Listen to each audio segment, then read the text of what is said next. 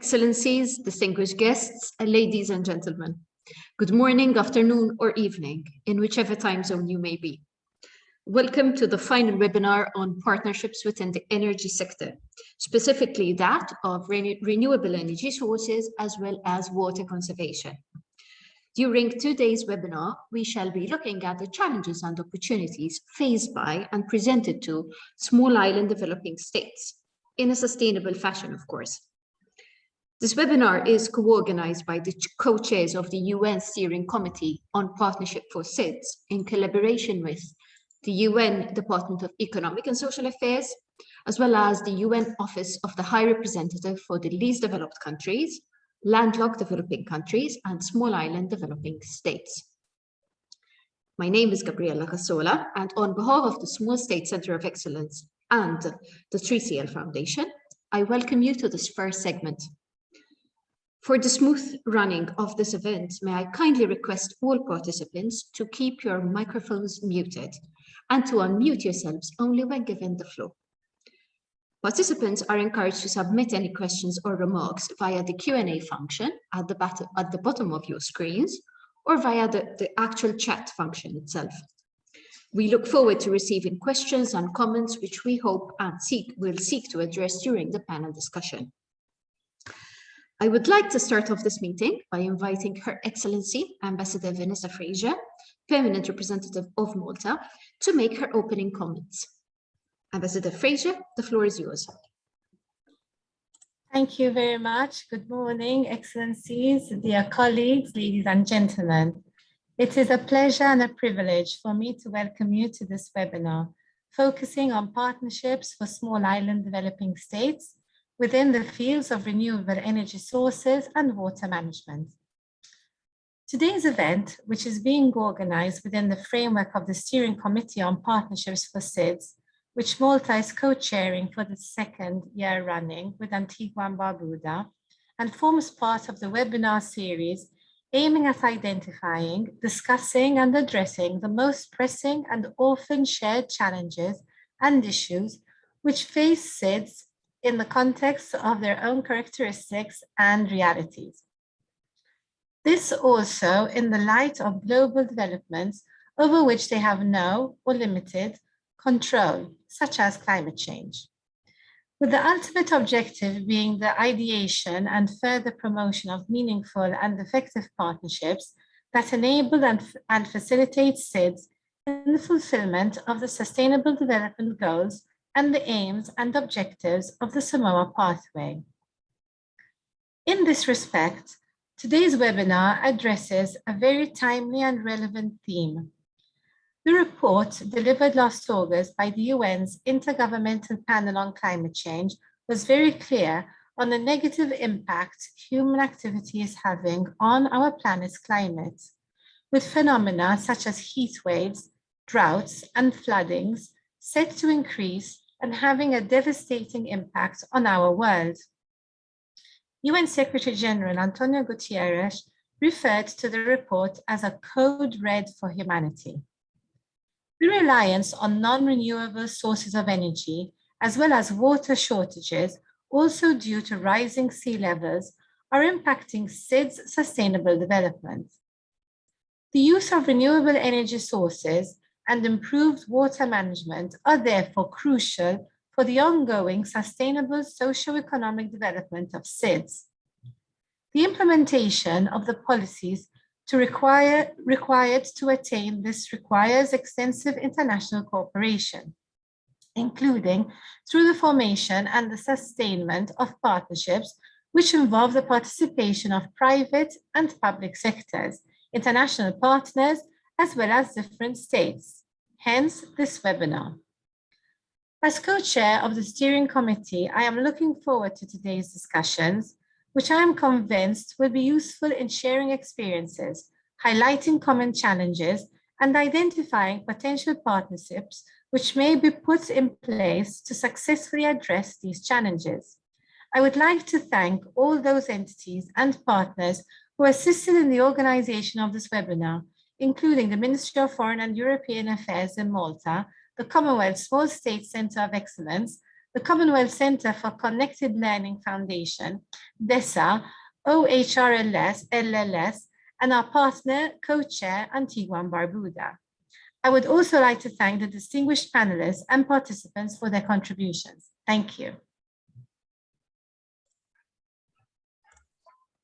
Thank you, Ambassador, for those opening remarks.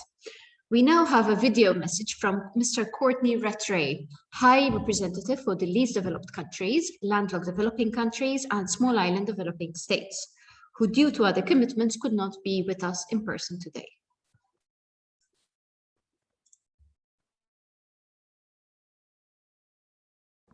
Distinguished participants, I'm delighted to take part in today's webinar, kindly hosted by our friends from Malta as the co-chair of the SIDS Partnerships Steering Committee.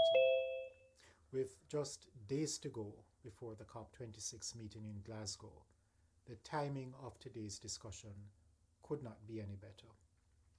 And I must say, the mood music we hear around that conference is not wholly optimistic, but I intend to travel to Glasgow with a strong story to tell about the strength, diversity, and the potential of small island developing states.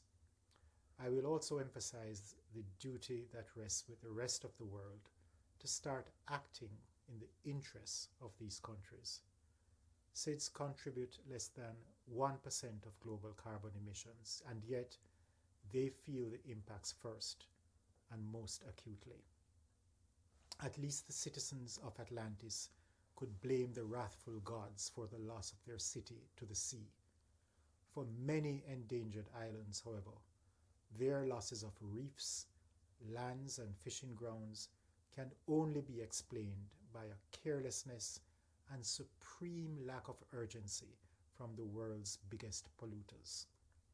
That is no sort of legacy to leave our children and our grandchildren. As the sea level rises and storms increase in intensity, limited freshwater lenses in SIDS become salinized. This saline intrusion further heightens the freshwater scarcity already found on most islands. With projections of this scarcity getting worse, we must look to all available solutions, both technological and traditional. Water management depends crucially on healthy ecosystems. Healthy mangroves protect the coastline from erosion and saltwater intrusion and preserves wetlands and forests. This plays an important role in retaining fresh water. Conservation and restoration of mangroves, coral reefs, and forests in SIDS can contribute to achieving a range of international targets and commitments, including multiple SDGs. Recent work in raising awareness on the principles of ecological restoration will hopefully see a higher success rate for such efforts in the near future. The scale of the problems we face require urgent and indeed innovative solutions. If we look at renewable energy, it can have a twofold role to play. Firstly, clean energy sources help mitigate climate change hazards. And secondly, it can fuel energy-intensive freshwater desalinization plants. For some SIDS, such as Fiji and Papua New Guinea, hydropower and freshwater management go together. Ocean thermal energy conversion, or OTEC, can generate fresh water, and in Cabo Verde, they are piloting solar-powered desalinization plants to address the country's persistent drought. Now, admittedly, some technologies still need work to achieve commercialization, and to operate sustainably in each SIDS context, we must build local capacity. Partnerships have a vital role in knowledge sharing and playing to each country's strengths. Even though many SIDS are progressing well in renewable energy transition, more commercial and concessional financing is required. As small states, they are often excluded from securing private finance and accessing capital markets just because of the small ticket size of their projects. What we need, therefore, is to see more effective access to grants and investment funds. Even when SIDS are eligible, small governments struggle to manage the huge application processes which require very specific technical capabilities. However, both of these challenges can be addressed through partnerships. In this regard, I thank the Malta Small State Center of Excellence for today's webinar. By combining forces, small renewable energy projects in SIDS can become large and investable. And looking beyond today, and even beyond COP for one moment, I want to draw your attention to another opportunity to make a meaningful contribution to this agenda. Next year, alongside our Ocean Conference in Palau, my office, OHR LLS, will stage a biannual forum of the SIDS Global Business Network. This will take place in mid-February, and I hope that event will provide some of the answers to the questions that we are considering today. There will be a focus on partnerships for sustainable ocean industries, including ocean energy, such as offshore wind, ocean thermal energy conversion, and tidal and wave energy. I'd like all of you to consider joining us in Palau next year to further today's discussion, which has been made even more critical by the COVID-19 pandemic. The forum aims to enhance existing and build new partnerships for the blue economy. So I encourage all interested to participate and to announce concrete deliverables in Palau. As you know, SIDS today have even less fiscal space to invest in renewables as they scramble to cope with the collapse of tourism and other major exports. Planned infrastructure projects, as you know, have been delayed, and there is still limited travel to and from islands. So things are tough.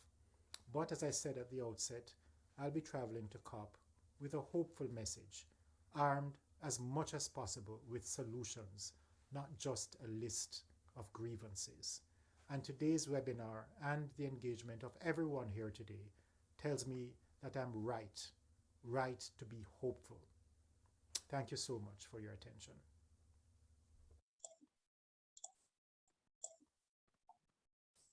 Some very pertinent remarks. We now invite Mr. Sainavoti, Chief SIDS Unit of the UN Department of Economic and Social Affairs, to deliver his opening remarks.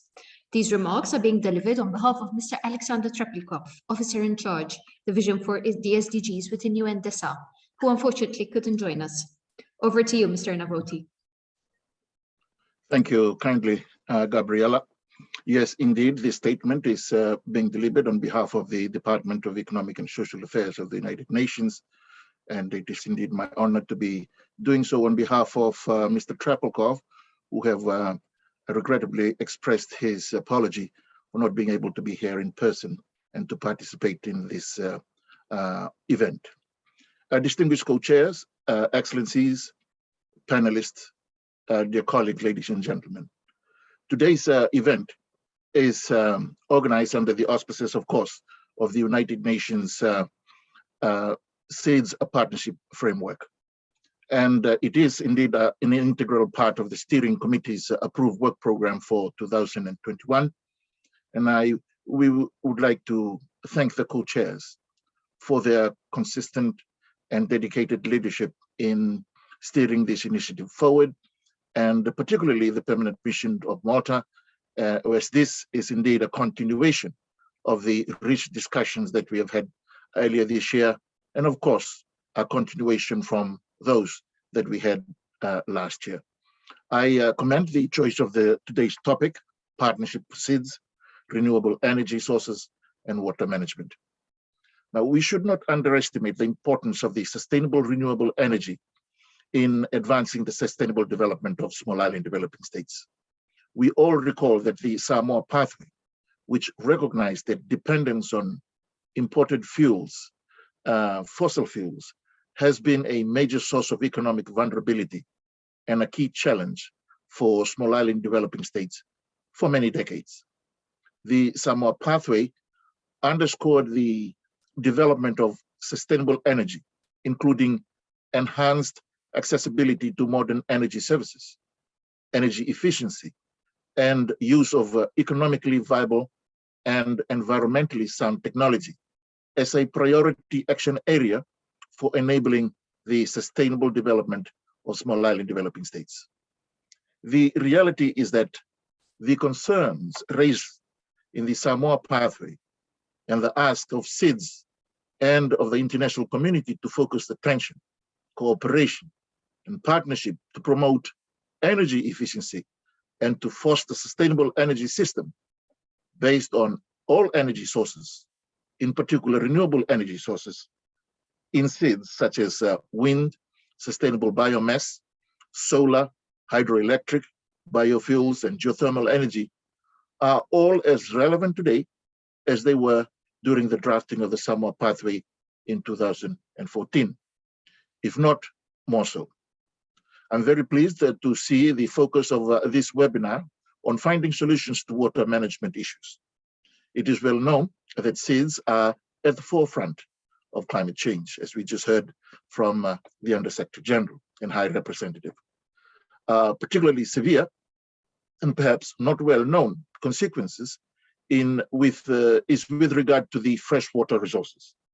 UNESCO estimates that 71% of SIDS face a risk of water shortage, a figure that goes up to 91% in SIDS with lowest altitude. Whilst surrounded by seawater, the groundwater of 73% of SIDS is prone to saline intrusion and groundwater pollution. It is a considerable challenge for countries that are vulnerable to phenomena such as tsunami, hurricanes, floods, or drought. Partnerships, international cooperation, and technology are needed to ensure water security in small island developing states. Excellencies and colleagues, to conclude, we have here another opportunity to share our ideas, to embrace transformative partnerships for the advancement of sustainable renewable energy and sustainable water management for the socio-economic benefit and stability of small island developing states. We look forward to participating and to today's discussion. Thank you kindly. Thank you, Mr. Navoti, for these most pertinent remarks. This brings us to the end of our first segment, and we shall now move on to the panel discussion. Before doing so, however, I invite you to view an insightful video clip extracted from an ITN program called On Assignment on the topic at hand today. We take this opportunity to thank ITN for graciously granting us permission to air this.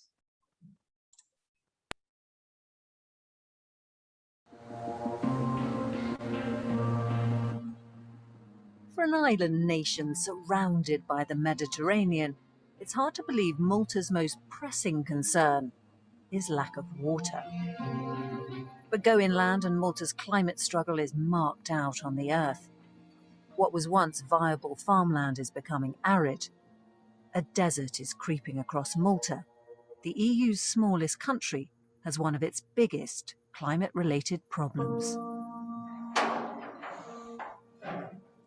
I think it's a dream when it rains in January, when it's supposed to be the wettest month. This year it was the hottest month. Joseph, like his father and grandfather before him, is a potato farmer, but he fears his generation could be where it stops. As a farmer, have you noticed that it's becoming much drier in Malta? And is that making it much more difficult to farm? Very difficult, because we're now relying on underground sources of water, and it's becoming unsustainable as well. It's becoming a huge problem in the country. And hand to heart, I think we're going to stop at one point in time. Do you think farming could die out on Malta entirely? I think it's already dead. The difficulty is growing, and trees are dying. The carob trees that have at least a century or two, or maybe even some of them 3, are dying. We can't go around it. The only point of origin is water. If there's no water, there's no life. That's it. Nothing can live without water, nothing. You're never far from the sea in Malta, and yet all of this water masks a difficult truth. There are just 58 days of rain a year on average here, wonderful for tourists, but barely sustainable for living. And 4 out of the past 6 years failed to meet even that level of rain, which puts Malta on the front line of climate change. Malta is one of the countries that is particularly feeling the effects of climate change already. Can you explain to me how that is being felt here? It is a small island state. It's much more vulnerable to climate change. The reality is that rain is really becoming more and more scarce each year. Malta clearly has always been very dry, but now it is particularly at risk from desertification. Yes, definitely. I think if things go on as they are now, in the sense that the lack of rainfall persists, yes, I think we will lose a few of our natural habitats, especially those that are most vulnerable and most susceptible to aridity. In reality, we are minimal emitters in the EU and the ones that are likely to suffer the most consequences. Those consequences are exacerbated by Malta's geography. Whilst it's famed for its World Heritage sites like Valletta, get out into the countryside and what's most striking about the landscape is the complete absence of any lakes or rivers. Malta's only source of fresh water is underground, a giant aquifer spreading over 180 square kilometres. We're going to go 100 metres below ground in this metal cage. The journey should take around 7 or 8 minutes until we get down to the level of the aquifer. The network of tunnels were dug over 70 years ago. Officially, the aquifer supplies over 40% of Malta's water, but it's being drained by thousands of unofficial boreholes too. Oh, wow. This is pretty spectacular. How far does the tunnel go in this direction? This goes to currently about 3 kilometers. And the one in that direction? 5 kilometers, 35 hours. So it's a really big network. The water here is startlingly clear, but it is already becoming more salty, an indication that Malta's greatest natural resource is being used up at a rate faster than it's being replenished. Even this vast underground supply in danger of being sucked dry. There is rampant abuse of our natural water systems, particularly groundwater. And ultimately, this is a finite resource. To make matters worse, climate change is not helping. And ultimately, this reserve is going to run out. Marco Cremona is a water engineer and conservationist. He's been instrumental in finding alternative sources of water, including a use for Malta's sewage. We're here in this landscape, which is showing the effects of the warming climate on Malta, but we're also seeing here part of the potential solutions. Yes, this installation and 2 others in Malta have been a godsend for farmers. The first stage was to treat sewage to a level that it could be discharged safely into the sea. At a later stage, it was considered that they could go one step further and actually treat it to a better quality that it can be reused for irrigation, especially by farmers. It might sound rather drastic that we're producing good water out of sewage, but actually it's what's required. Driven by need, Malta has also turned to the sea. This country has become a pioneer in desalination, a process which removes the salt from seawater and turns it into water fresh enough to drink. But it's expensive, and because it uses vast amounts of energy, it makes Malta vulnerable in a whole new way. This reservoir, which has the feel of an underground cathedral, has been abandoned for decades. Now the Maltese government is restoring it and others like it around the country in an attempt to guarantee Malta's water supply against power cuts which could shut down the desalination plants completely. So with Malta's water supply facing particular challenges, this is a reminder of the realities that SIDS are facing, and I'm certain this will provide us with further inspiration and hopefully action. Without further ado, it is my pleasure to pass the floor to Mr. Patrick Mifsud, First Councillor within the Ministry for Foreign and European Affairs, who shall be moderating today's events. Patrick, over to you. Thank you very much, Gabriela. Good morning, afternoon, or evening to all. It is a pleasure and an honor for me to moderate today's virtual meeting. As Gabriela has indicated, we shall now be moving to the panel discussion proper. And I am very pleased to say that we have some exceptional panelists who will be contributing to what promises to be a most compelling and interesting discussion on two sectors that are crucial to all states, and particularly so to SIDS. We shall be adding some additional flavor to the discussion with the presentation of two independent research propositions, which may provide inspiration and may be of interest to SIDS, aiming to tap into renewable energy sources. Our first speaker hails from ARENA, the International Renewable Energy Agency, which coordinates and facilitates the SIDS Lighthouse Initiative, a framework for action to support SIDS in the transformation from predominantly fossil fuel dependence to a renewables-based and resilient energy system. The SIDS Lighthouse Initiative brings together 38 SIDS as well as 31 partners, including developed countries, regional and international organizations, development and multilateral agencies, private companies, research institutes, and non-profit organizations. I warmly welcome Ms. Arieta Gonelevu-Rakai, the lead program officer of the SIDS Lighthouse Initiative, and I invite you to get the discussion going. Arieta, the floor is yours. Thank you, Patrick, for the kind introduction.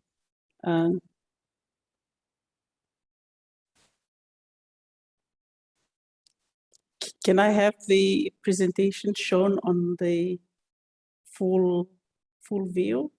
Presentation view. Thank you so much. Excellencies, distinguished colleagues, ladies and gentlemen. It's an honor to present the SIDS Lighthouses Initiative.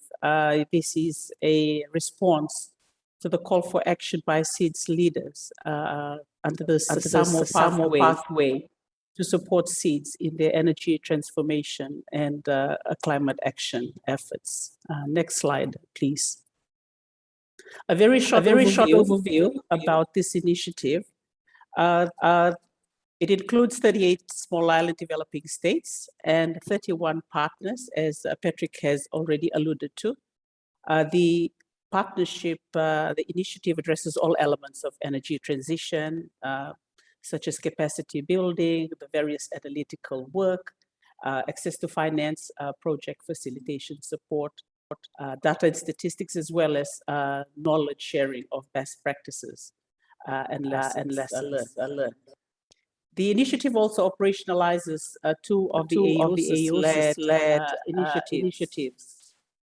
One is the Ambitious SIDS Climate Package that focuses on supporting all SIDS achieve their NDCs, as well as the IRE initiative that looks at the implementation of the NDCs. The Lighthouse Initiative have 11 priority areas. It ranges from NDC support, institutional human capacity, climate resilience, disaster recovery, ensuring that there are synergies with other SIDS initiatives. Data and statistics is very important in SIDS as it informs and helps policymakers make decisions. We also look at Nexus as our important topic today. Water, health, food security, energy Nexus, as well as the socioeconomic benefits such as jobs and gender. We are trying to move support from assessment to innovative solutions, utilizing all forms of renewable energy sources.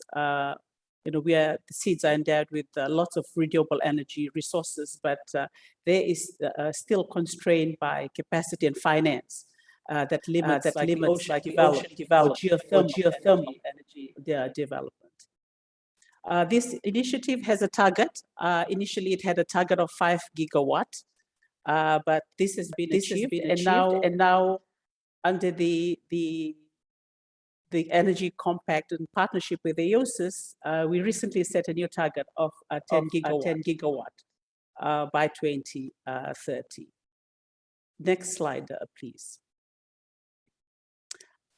Continuing on with the overview, given it's a global partnership, we look at all the three regions, the Caribbean, the Pacific, as well as the ACE region. And our partners are multilateral organizations, developed countries, the private sector, financing institutions, as well as NGOs. Next slide, please.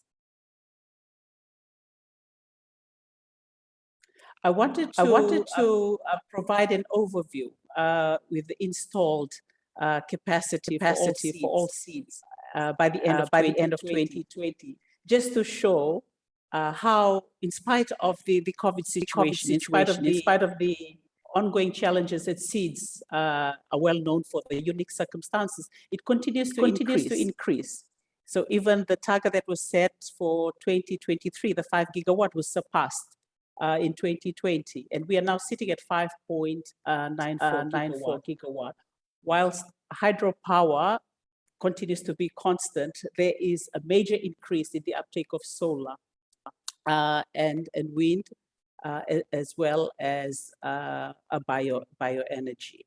But also noting that the renewable energy applications, water pumping, we've seen the video on desalination, battery storage, so on and so forth, that contributes to the security, energy security of small island states, and also increased access for the population of all SIDS. Next slide, please. So this is just a snapshot of what the SIDS lighthouses currently doing. And we do not do it in isolation. We see the importance of partnership and engaging regional players, regional agencies and partners to ensure that we provide the best and the most applicable support.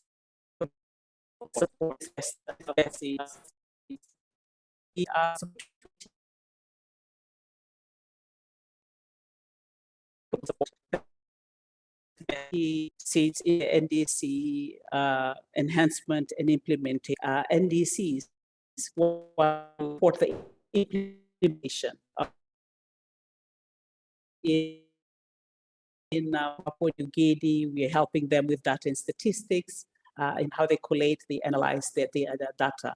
For Antigua and Barbuda, the EOSIS chair, we help develop their roadmap for the transport sector. A very energy intensive sector. But what is unique about this roadmap, it also looked at the just transition of the workforce so that no one is left behind. And it very much formed a part of their NDC target. For Fiji, we look at their data, collection, the methodology, we also participated in the review of the climate change policy, which was recently in Sao Tome and Principe in the ACE region. We're looking at the energy and health nexus, the electrification of rural health centers. We're not only looking at medical equipment, we're looking at water supply, energy security for the patients, for the patients, and also work in these health centers. And in Kiribati, we are reviewing some of the proposals and supporting them in accessing finance. In terms of capacity building, we are partnering with regional agencies, SPC, CARICOM and SICRI in the Caribbean, and the ACE region, the Center of Excellence, address some of the issues in terms of bankable power purchase agreements, increasing private sector purchase agreements, ensuring the stability of the grids when we, bring in so much renewable energy.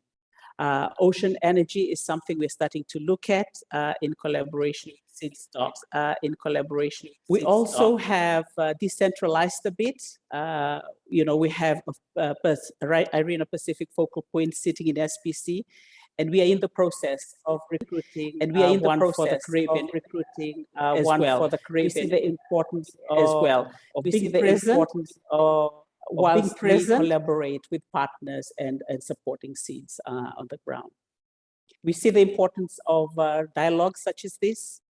We've done so in, looking at the pandemic recoveries. We feel that renewable energy can contribute to these pandemic recovery efforts, as well as disaster efforts, as well as disaster SIDS continue to experience. We continue to work towards strengthening partnerships, whether you become a partner of lighthouses. We have joint collaboration through, I mentioned SIDS Doc as an example. I mentioned SIDS Doc as an example before. Next slide, please. And just some snapshots of what's going on the global level, our engagements and partnerships. I mentioned earlier the energy compact that AEOSIS and IRENA submitted together under the SIDS Lighthouses Initiative. Working towards this 1.5 degrees world, setting our target of 10 gigawatt. We know we can do it given we have the right support at the right, we're given the right resources, and affirming that together, working together collaboratively, working together with all development partners, recognizing the special circumstances of achieve the NDC targets as well as the global target. We are also in the process of developing indicators. We have 11 priority areas I mentioned before, but we also want to know how it impacts lives, how it impacts livelihoods. And so we are working with the partners, in developing these indicators, and we hope it will align with the vulnerability index, all those other indices that are out there. We want to really align. We can report on SDGs. We can report on other things that we are called on, and other things that we are called on to ensure that not only we are doing the work, but we want to see the progress. We want to see the progress, the impact. Also, we just came out of the high-level event we convened in Dubai. And again, SIDS highlighted the need to recognize their special circumstances. The red tapes that come, bureaucracy that comes with financing, the excess issue, and recognizing the scale. They have the scale, but still the institutions, partners, tell them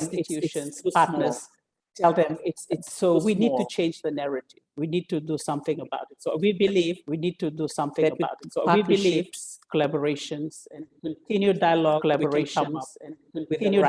tailored solutions. And last but not least, I believe my colleague Riyadh will touch on this maybe in detail, but with the climate investment platform, and the investment forum, and the investment we continue to work with partners like UNDP to support SIDS and these developed countries to access the right financing for their energy transition efforts. I will stop there. Then I will probably take questions. Questions. Thank you so much, Patrick. Back to you. Thank you so much, Arietta.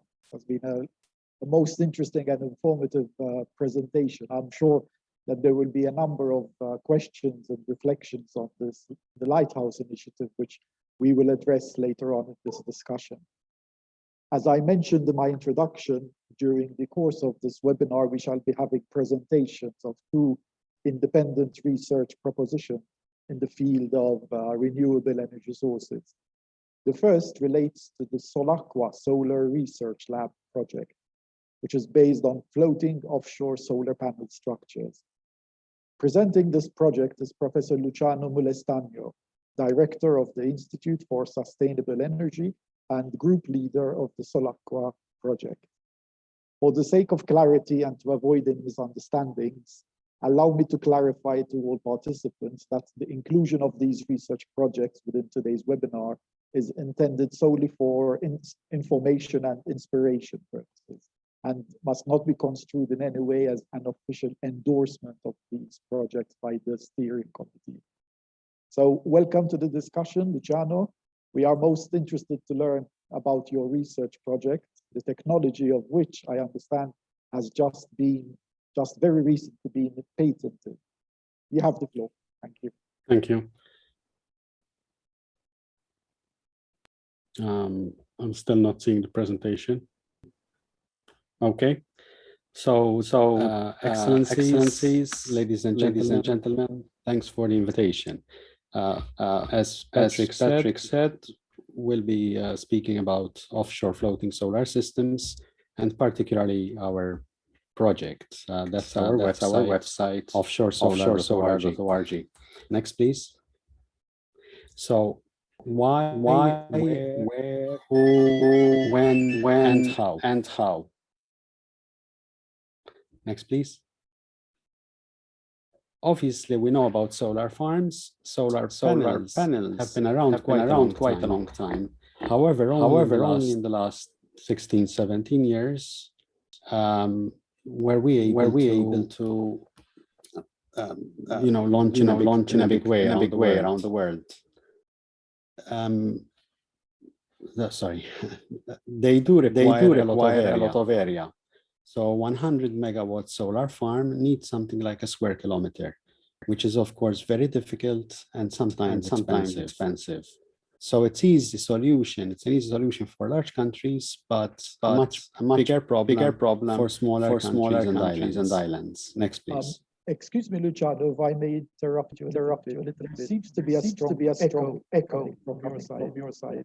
Maybe if you try switching off the sound of your end and just keep the microphone on, that might solve the problem. I'm not sure what I need to switch off. I have an external mic.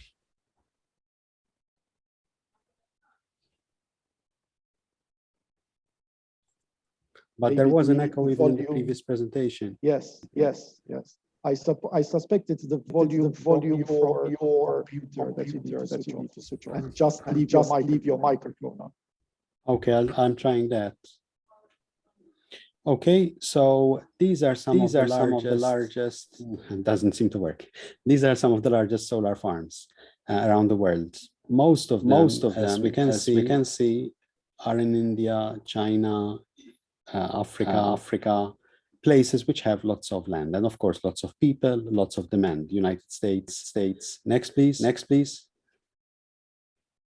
Now, obviously, Malta is a small country. I don't know how many of you have had the pleasure to visit us, but finding the space for a 100 megawatt farm in our case is next to impossible. Well, not next to, it's impossible.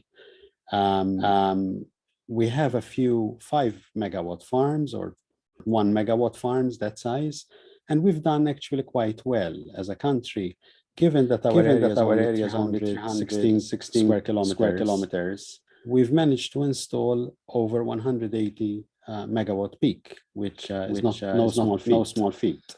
I like to tell my students that right now in Malta there are more panels than there are people. Next, please.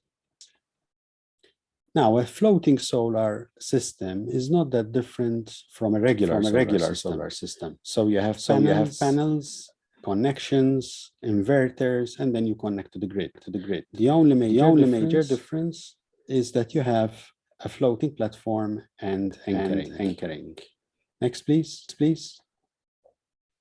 Of course, you have some major disadvantages like higher moisture, corrosion, and of course you might have to deal with water level changes, freezing, etc. And of course the potential impact on the environment and the ability to sustain both waves and wind. Next, please. The advantages are many too. For one thing, it does not use valuable land. In fact, it's kind of interesting. PVs took off around the world about 17, 18 years ago. The first floating solar system was installed about 12 years ago. And it was installed in California on an irrigation pond, of all places, in a winery. And the reason is obvious. They did not want to use valuable lands that they can plant grapes on. So they installed the solar panels on the irrigation ponds. The system can be close to where consumption is happening. It reduces water evaporation in the case, for example, of an irrigation pond or a reservoir. It can have similar cost to a land-based system, and might even perform better before the environment, because the environment is cooler and cleaner. You can also consider actively cooling the system using the water. And there's no shading, and you are also able to rotate the system if you need to. Next, please. Now, floating solar is happening around the world in a big way. But all of it is on reservoirs, lakes, and ponds.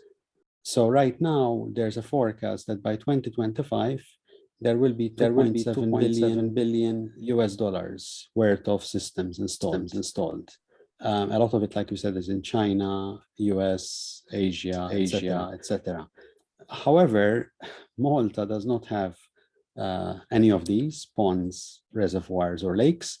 So we were immediately working on solar at sea. And we are, in fact, one of the pioneers in this area. Next, please. As of 2019, as we said, there were already 2 gigawatt peak of floating systems. Next, please. As I said, this is not an option.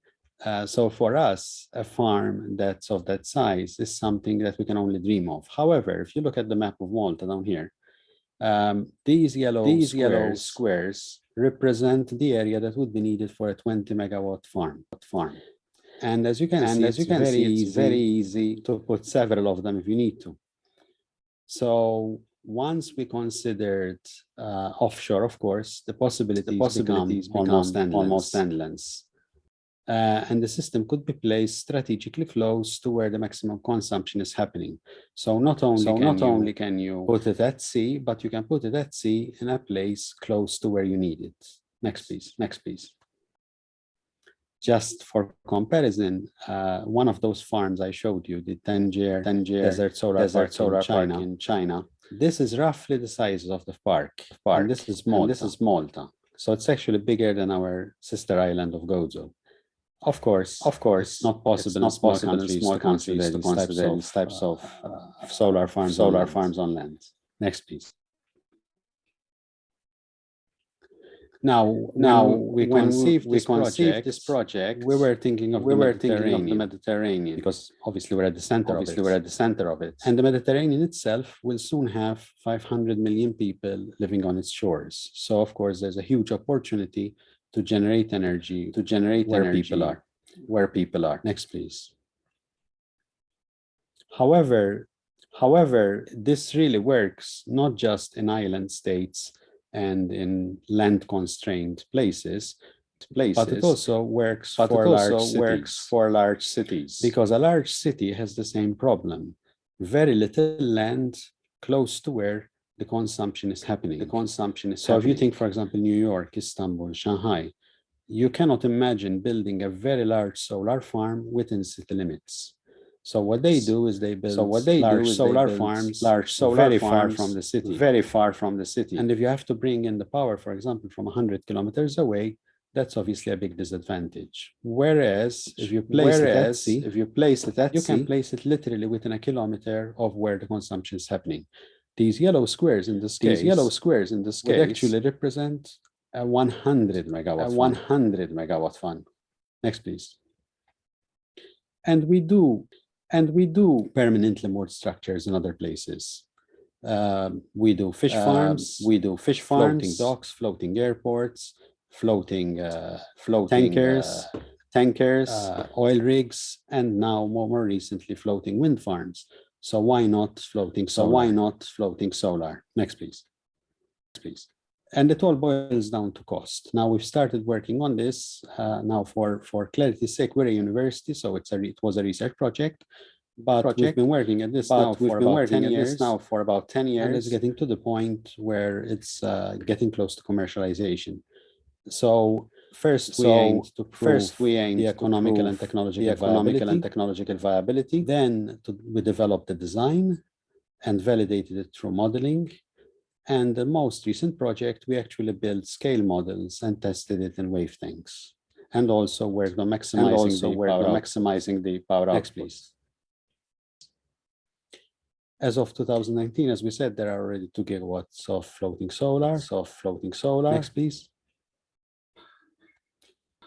And in our case, this little picture here says the whole thing. So we have maybe 8 times as much territorial water as we have land. So for us, putting it at sea is a logical step. Of course, there are other marine uses, many other marine uses, especially around the coast. But we believe there will be places where you can place large solar farms. The other incentive is that in Malta, like many places where island or high population densities, the land is expensive, even land for solar farms. So we believe we can make a solar farm at sea at a cost similar to land-based systems. Next, please. So we started first, of course, by looking at the wave profile. We had measurements for 3 years, for example, from a buoy in the northwest of Malta, plus modeling, plus available data. Next, please. And then in the first project, we designed and tested several prototypes. This was about 2015, and we launched them at sea in open sea. In fact, these were the first prototypes anywhere in the world tested in open sea. And we also modeled what would be the best type of design. And our conclusion was that bigger is better, and of course, lower cost is the best. Next, please. So the design we came up with, the one we just patented, is a hexagonal platform. The platform is small, maybe 40 or 50 square meters. But then you tie many of them together so that you form a very large area where you can put panels. The platform itself, we envision being made of a concrete shell over polystyrene or some other light object, so that it will obviously float, and it will also be very cheap to construct. Next, please.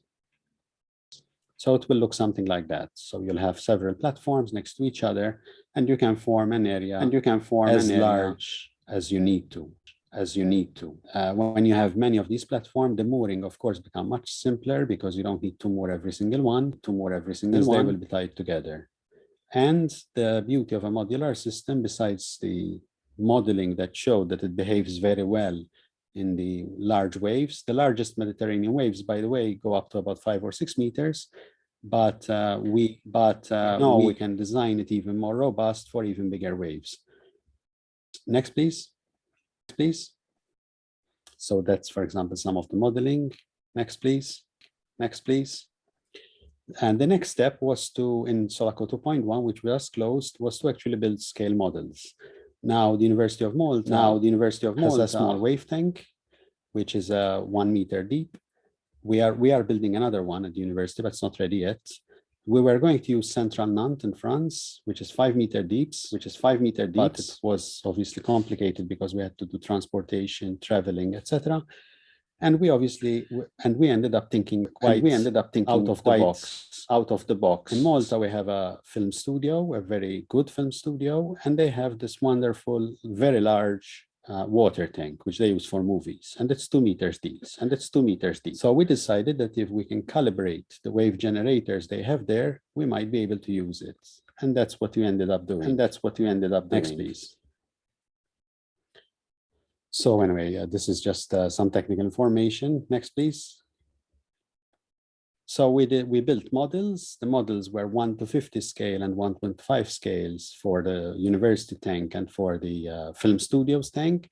And the experiments at University of Malta were performed in 2019 and 20. Due to their small size, we made them of wood, but they were adjusted to have the same density as real platforms. And we put many cameras, sensors, etc. Next, please. And this is actually a screenshot of the experiment. We had the wave going this way and 7 platforms, and we saw how they behaved. Next, please. Oh, can you run that video?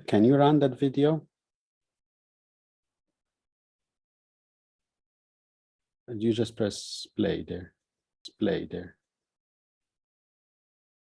So this actually shows you it's a 1 minute video or less, showing you the performance. As you can see, it rose and fell with the waves without being submerged. And in slow motion, you'll see it even better. Each of you may start wrapping up, please, and then you'll have more opportunity to answer. Yes. Thank you. Okay, next, please.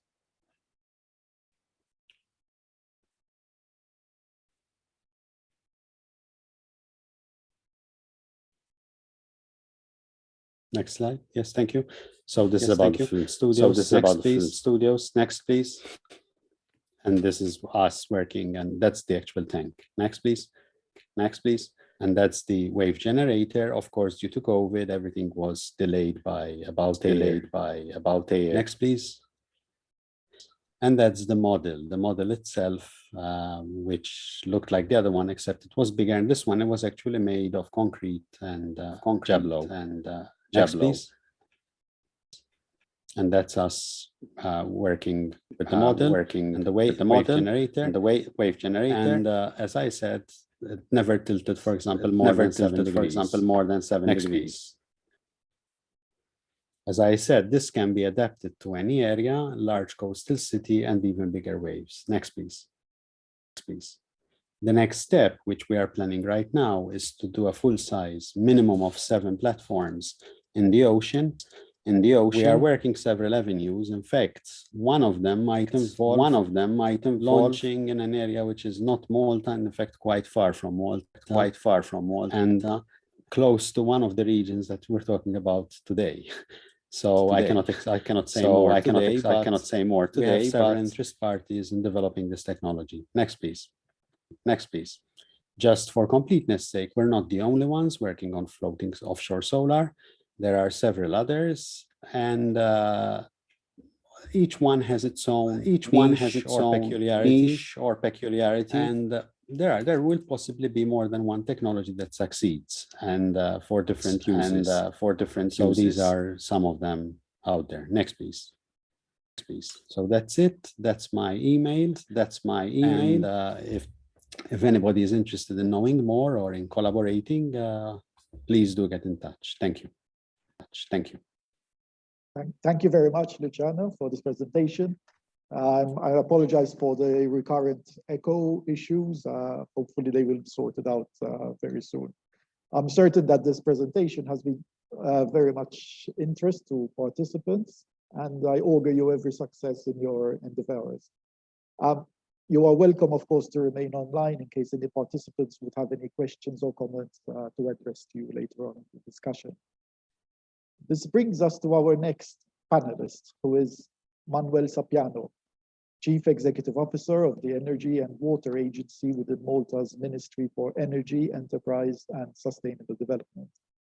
Mr. Sapiano is a hydrogeologist by profession, with specific specialization in island and coastal hydrology.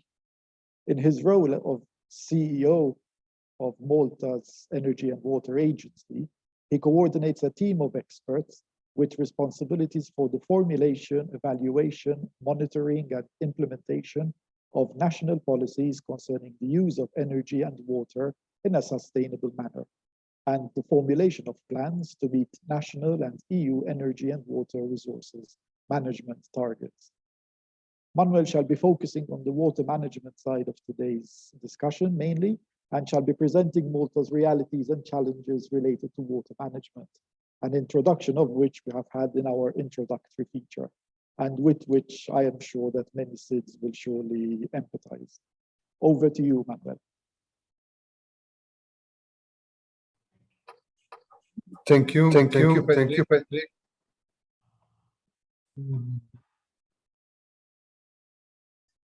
And as said, my presentation will focus on the case for renewable energy for seawater desalination, using Malta as a case study. Next slide, please. So basically, one aspect of Malta's water supply context is that given our dry climate, we are mainly dependent on groundwater as our natural renewable freshwater resource. And this has been so throughout our history. However, changes, and particularly changes during the last two centuries, with a steep increase in population, has actually led to an increasing water demand.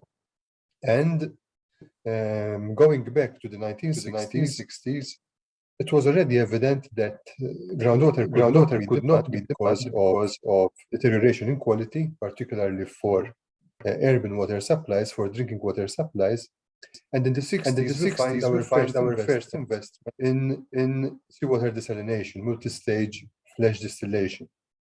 It was a solution to a problem. However, the oil crisis in the 70s, which led to an increase in the price of oil, led to an increase in the price of water production. So we start seeing the nexus between energy and water. And therefore, due to the high costs of water production, we once more saw a shift of products water. Come, let's say, a 10-year period, the 80s, the aquifers were actually collapsing, salinity was increasing, and to limit or to protect the quality of the water supply was reduced. Having no alternative supplies, this led to a gap between supply and demand, and therefore the 80s are characterized by widespread water rationing. Next slide. 1982 saw the first commissioning of our Lapsi desalination plant, reverse osmosis technology, which was tested in Malta. At that time, it was one of the largest commercial scale RO plants in the world, and had a production capacity of around 20,000 cubic meters per day. It proved to be an important solution compared to MSF desalination. At the time, consumed significantly less energy, and 4 other plants were built: Marsa, Tinje, Chirkewa, and Pembroke. Each step resulting in an increase in production. The next slide. So, if one looks at the water production curve of Malta, we see that up to the mid-1990s, we see a continuously increasing production curve, which was, however, sufficient to meet demand. We still had water.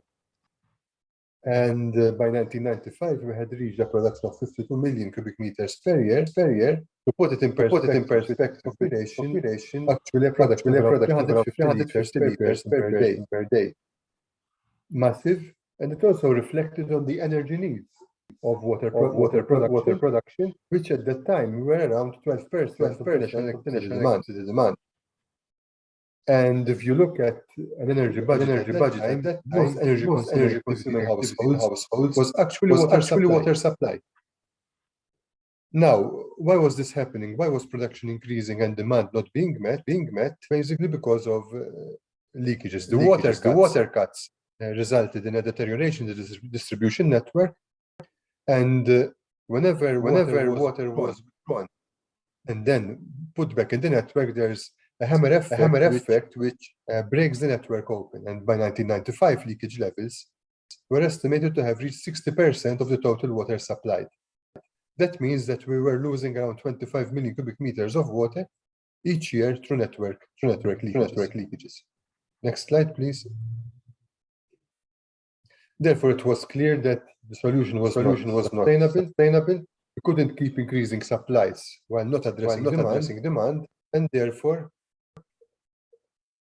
in 1995-96, there was a policy change where water supply augmentation was started to be accompanied by water demand management measures. In particular, efficiency measures such as leakage management and aggressive leakage management campaign was started, as well as efficiency measures in water use by all water users. And therefore, one can say that our water management phase is based on supply diversification, increasingly an important role for non-conventional water resources, not just desalination, but also water reclamation, wastewater treatment, and rainwater harvesting, water efficiency at national and user level, and energy efficiency, because when you produce water, you need energy, and therefore energy efficiency plays an important role in water management and water sustainability as well. And it's easy to say that the approach of the late 1990s actually forms the basis of Malta's water policy even today. Next slide, please. So what were our achievements? Continued investments in desalination have resulted in significant energy consumption reductions. In fact, if we look at the late 1990s, 20 years ago, the consumption of desalination plants, so the energy required to produce one cubic meter was hovering at around 6 kilowatt hours. Today, we're reaching something around 3 kilowatt hours, so reduced by more than 50%, almost 50%.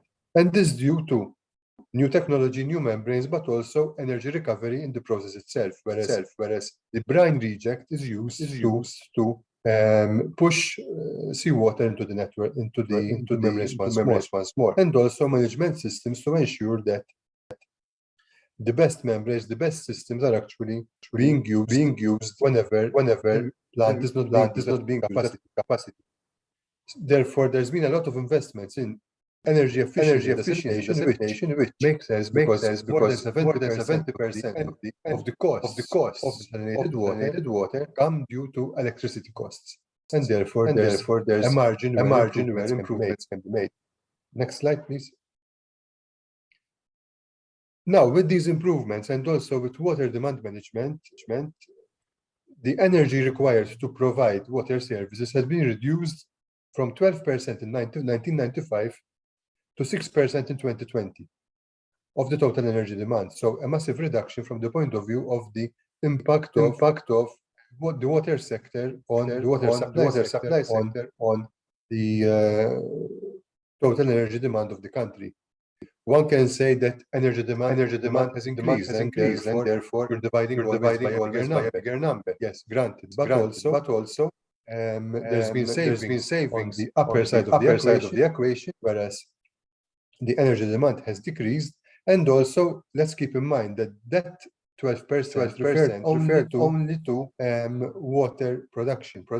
That 6% refers to water production and wastewater treatment. So the full water cycle, and therefore this reaps higher also to what the achievements have been made. So what progress has been made from an energy efficiency point of view, and optimizing water production and supply and wastewater treatment in the island. In fact, with these achievements, water supply today is no longer the highest energy consumption commodity in the home. And this has been overtaken by the refrigerator, by the fridge.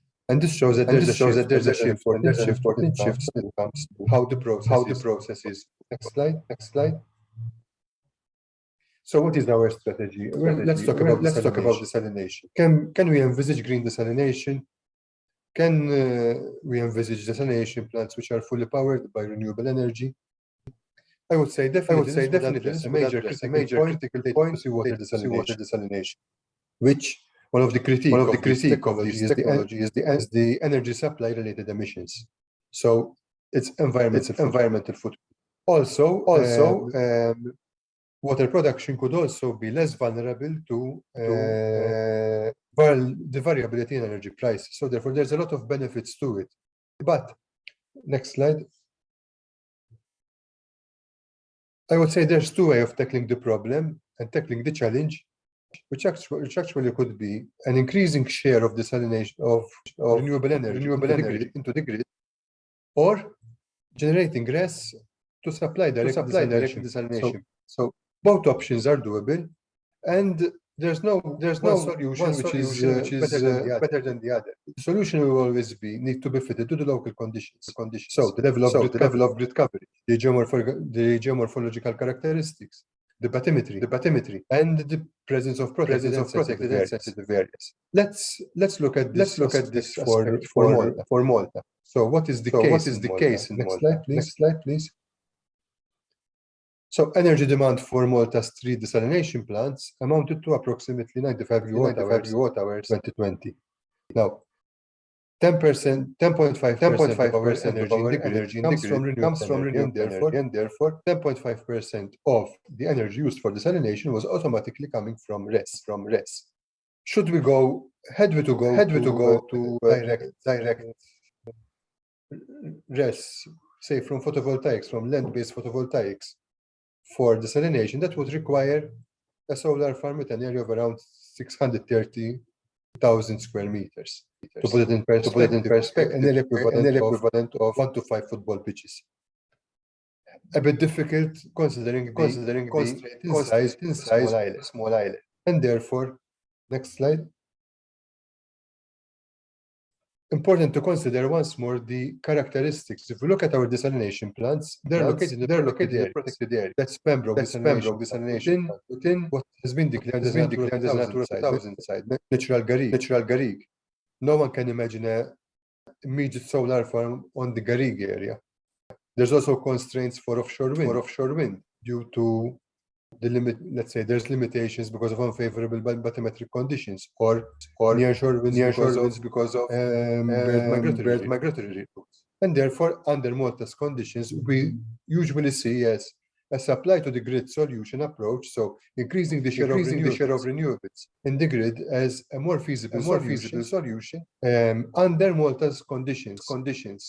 Also, given that in our case, there's a high grid connectivity over the whole island. Conditions can vary in different contexts in different islands, and therefore one has to look at the real conditions in an island and decide not just on the basis of other case studies, but on the real conditions assessment of the real conditions in place. Next slide, please. So to conclude, from a policy perspective, we need to look at in a context where one produces energy and produces a significant part of the water demand, particularly from desalination or water reclamation. One has to look at the application of the energy and water nexus. To put it clear, let's say energy efficiency is as important as water policy as water efficiency. It's a very important element. First of all, but let's look at how the nexus works and how we apply the nexus. First of all, water demand management. The less water which is used, so the more efficient we are, the less production requirement which we need, and every cubic meter of water which is not produced is 3-4 kilowatt hours of energy saved. So therefore, there's an important aspect to it. Energy efficiency, continuing the improvement of operational efficiency of the plants. So reducing the kilowatt hour per cubic meter rate, specific energy. That also reduces the energy demand. And definitely, why not? Increasingly the share of renewable energy fed to the grid will also reduce the carbon desalination. And when you combine water demand management, energy efficiency, and in particular efficiency in operations, one can look at a major success in Malta which comes from liquid management, but is also reflected in the energy demand. So here we're looking at each cubic meter not produced, but supplied.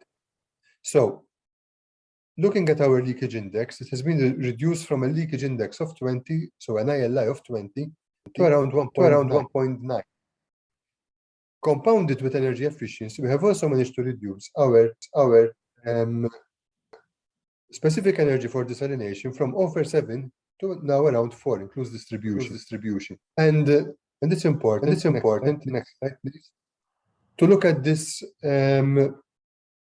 holistic context considering energy and water production. So, what have been the key achievements of Malta? So, focusing on a significant reduction in national water demand through increased efficiency in use. National water demand is one of our key performance indicators. It has been reduced. Reducing leakages, also massively reduced. And that has led to improved operations in a significant reduction in energy requirements of water services. And also coupled with, let's say, an inward-looking energy efficiency operations of water production itself.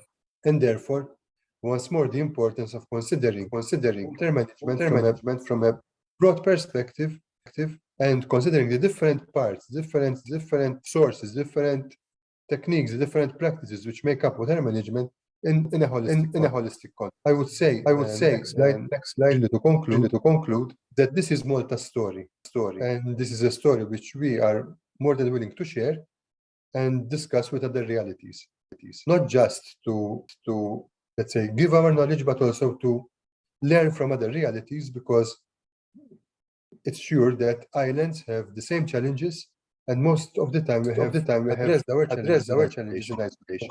That's why these initiatives are really important. We can get the discussion going. We can get the practitioner community in islands speaking together and sharing experiences will definitely be hugely beneficial.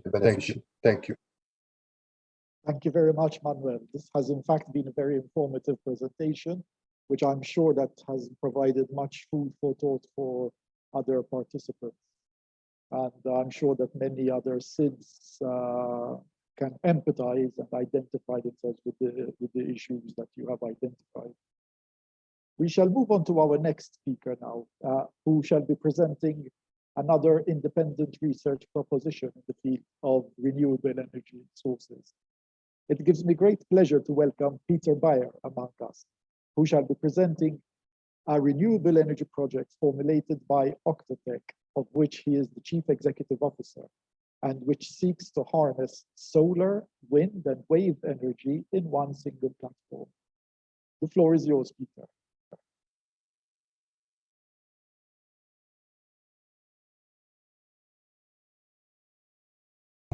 Sorry, I was muted. Very much. Your Excellencies, my esteemed colleagues, thank you for the chance to show you our approach to the problems that we see from really high level perspective. And I will continue with something that you've heard from my colleagues that spoke before me. So again, thank you very much. And can we please go to the next slide?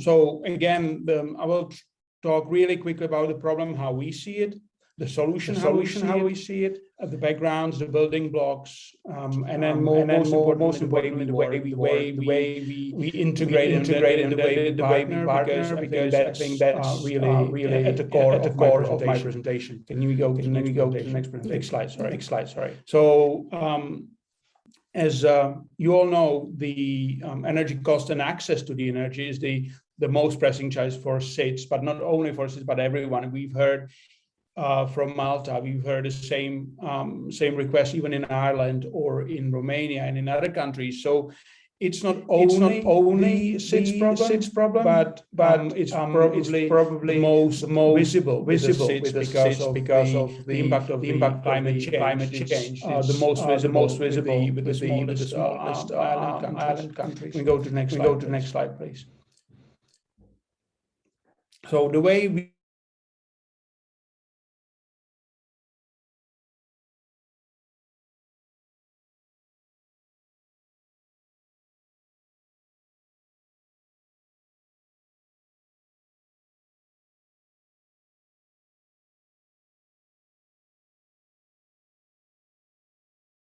There is something that I've started recently with the Octotec, the no harm policy. So whatever we do is make sure that it does no harm, and if it does any harm, then we offset the harm some other way. Can we go to the next slide, please? So I did a little bit of research when we started talking. So only four can actually produce anything over 10 terawatt hours in a year, and that's less than 0.6. Well, it's actually 0.6% of the world production of the energy, as my colleague said previously. One of the impacts there is that the SIDS and everyone else, whatever we talk, there's a remote location. Because as soon as you put something offshore, it's remote, and it has to be supplied and maintained. Within the access, the materials and resources, not only the physical resources, the labor, etc. So all that is taken into account when we design our solution. We actually got it patented just this June. We have 7 patents already on the solution, and I will talk about them in detail when talking about each of the building blocks. Can I have a next slide, please? So, as I said, the background is that we the SIDS, or the countries have access to electricity, be able to face the electricity price, to have access to infrastructure, then to limit the remoteness of the solution, and the resource availability. And also we don't want to destroy the unique habitats and unique natural features of whatever locations we're building. And that's why the design is built out of the natural shapes. So hence Octotec, hence our octopus in my background, etc. Because we learned from the nature. We also have the ability to price. We have a gate platform, whatever it needs to, and most importantly, it's built as a Lego bricks. Can we go to the next slide? So our Lego bricks represent one part of the. So there's obviously the floating platform itself. One Lego brick in our design, and then on it's obviously got its own floating management system and its anchoring system, as my colleague said. On top of that, we have energy management system, storage system, and the production control. And then on top of everything, we've got the free sources, Patrick so nicely mentioned, solar, wind, and wave. Can we go to the next slide, please? I'll talk really quickly through all the technologies, but I will really skip. So for solar, we have 40,000 square meters available. So with standard panels, which are 165 watts per square meter, we can produce 7.2 megawatt of rated power on the platform itself. Next slide. Wind.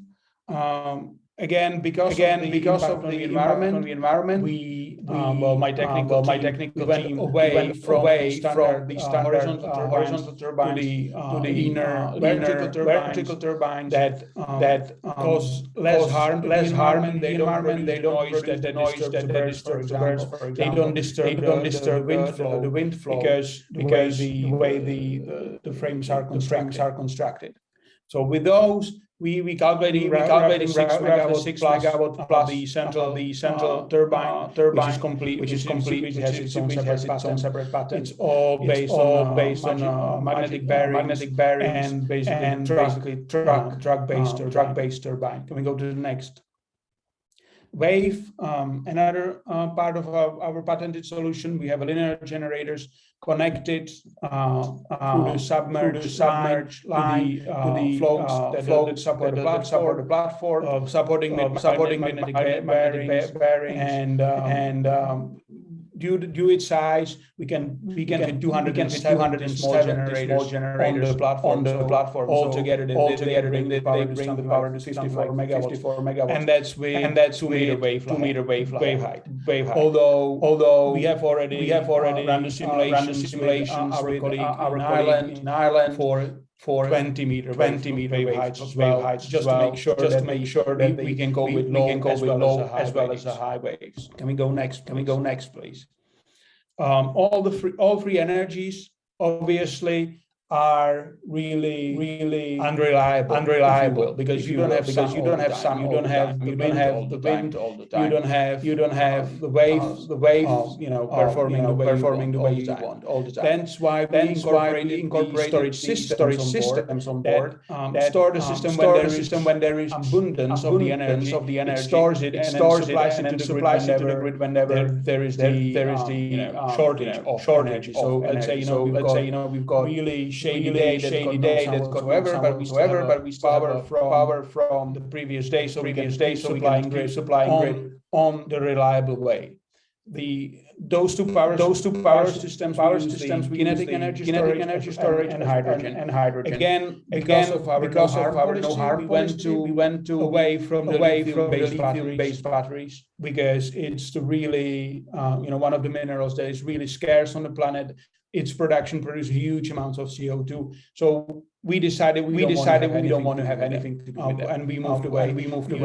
Use our own patented kinetic energy storage, immediate storage, and then for long term, we generate hydrogen that can be then used back in a case of supply. Can we have a next slide, please? Obviously, all that has to be controlled and balanced. So we have AI management and AI systems that allows us to control and balance the load, so we don't overload the grid or under supply the grid. Can we have a next? Please? The platform itself is based from the natural shapes.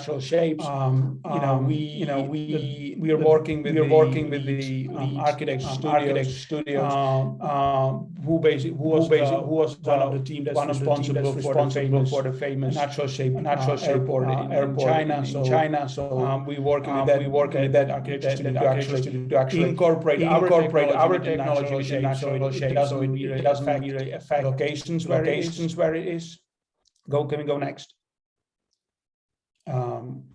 Positioning and management systems, all based on predictive maintenance. So there is no one needs to right there. We will know about the failure and then prevent the failure by either placement or rerouting of the system. So predictive maintenance and remote monitoring are the really important part of system design that allows us to produce electricity as reliably as we would be onshore coal power plant, something similar. Can we go next?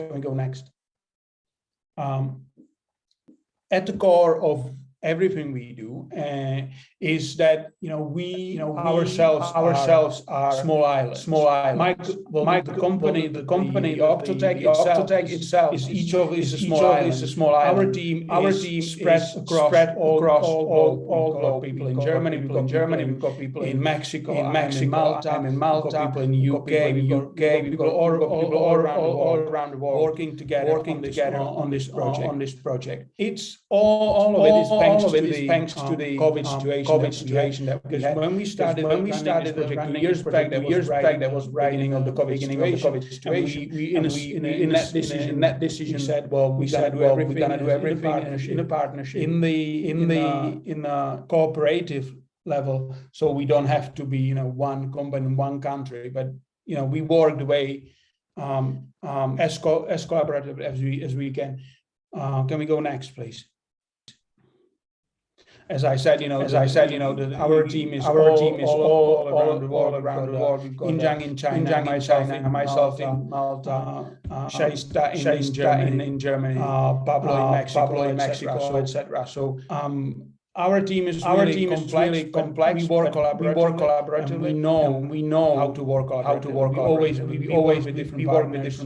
We work with different universities. We work with different clusters, etc. So we have built and designed a solution around the being a collaborative, working apart. Can we go next? just the extension of our team. We've got people from various places in their lives. You know, we've got university professors, etc. As our advisory team, just to make sure that whatever we do is absolutely correct. Can we go next, please? Our business plan is really simple and is shown in one simple slide. We look at the problem, try to find a solution, and then you know, being ourselves unique, we define all the business within one simple descriptive channel. What we do is we build a platform, we design the platform, we invent the platform. And then, you know, we sell the electricity out of them, or we keep the platform for anyone to use. Can we go next, please? So historically, where we come from, our solution started about 10 years ago in Norway with Innovate Norway investment into the wave generation, and then from there we move into the designing and defining the platforms. We became as one of the platforms. We've been selected by European Innovation Council as a potential investment partner. We won top 10 of the European green startups in China, etc. So we've been recognized in last year, and we are in a process of producing the platforms, and then coming up with a version 2, which should be the one that integrates most of the AI research, etc. Can we go next, please? All right, so basically that's all there is. I hope I kept to my time, and I showed you something that might be of the interest to you, because we're bringing the positive impact. We are aligning ourselves with the UN priorities, such as access to energy, access to green environment. We integrate other technologies on the platforms as well, such as water purification system. Because we produce electricity right there, there's a space on the platform to produce actually the drinking water that can be then distributed on shore. That's again benefit of the modularity and the versatility, because we calculate always with third parties or third extensions for our products. Okay, if you've got any question, the phone number and email is there. You're more than welcome to ask any question. Thank you, Patrick. Thank you, Your Excellency. Thank you, everyone. Thank you. Thank you very much, Peter, for presenting this most interesting project. Together with that presented previously by Luciano, they both constitute interesting propositions, such that may offer possibilities to SIDS of tapping into renewable energy sources according to their own particular characteristics and needs. I likewise invite you to remain online in case any participants have any questions or comments to address to you. I will be. Thank you. Right.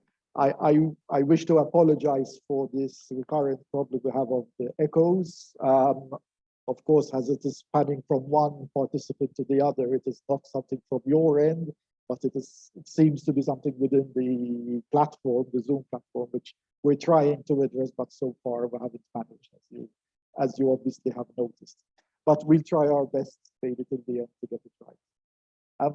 So we move on to our next speaker now, who promises to take us into a different dimension altogether, notably to Principe Island off the west coast of Africa in the Gulf of Guinea. I am pleased to welcome Maria João Martin, a member of the Executive Commission of African Foundation, where, among others, she is coordinating the roadmap for carbon sustainability in Principe Island, a project which contributes towards the economic growth of the autonomous region of Principe, reducing its greenhouse gas emissions and contributing to the achievement of the Sustainable Development Goals. Maria has extensive experience in climate change, renewable energies, and sustainability, as well as environmental technologies, water, wastewater, and solid waste management and treatment.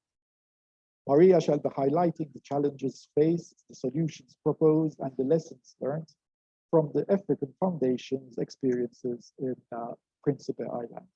Over to you, Maria. The floor is yours. Thank you. Thank you so much for the invitation to Malta government and the partners of this webinar, and also for the Portuguese Cooperation of Development. And I'm very pleased to be here and to present the roadmap for carbon sustainability in Principe Iceland.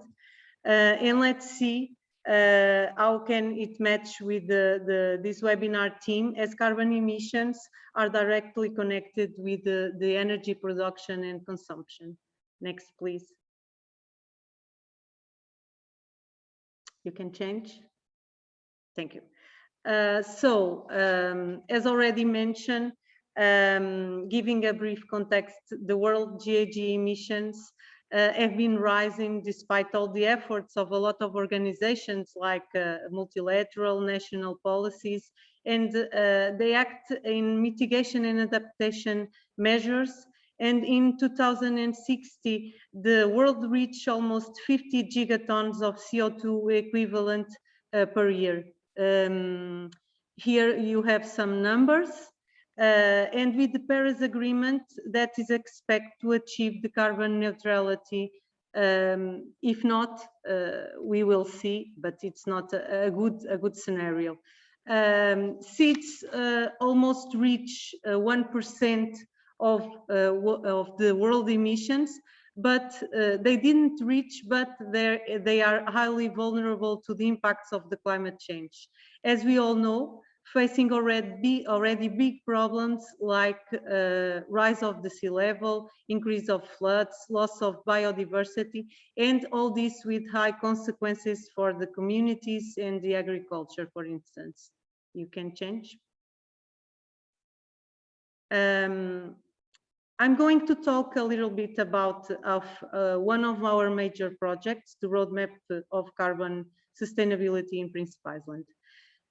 Principe, as Patrick mentioned, is located in the Santo Tomé and Príncipe, a SIDS, and is in the Gulf of Guinea. So this project is financed by the Environmental Fund of the Portuguese Ministry of Environmental and Climate Action, and has been developed by the government of the autonomous region of Príncipe in partnership with African Foundation. African is a foundation, a small NGO, with a highly experienced team, specialized in climate change, natural capital, sustainability projects, and intends to develop partnerships that allows the technology transfer to Africa. You can change, please. The context of this project led us to design this project despite Príncipe belongs to a country that is an LDC, provides a service to the global community due to be a carbon sink. However, it has several needs in the areas that should grow in a sustainable way. I can enhance the fact that it is a sink itself, and there are some areas that are important, like for instance the sustainable energy production, focusing in renewable sources, the production of energy efficiency, and water and wastewater treatment plant. On the right side of the slide, you can see our project image. You can change, please, the slide. Just a quick look around the project objectives.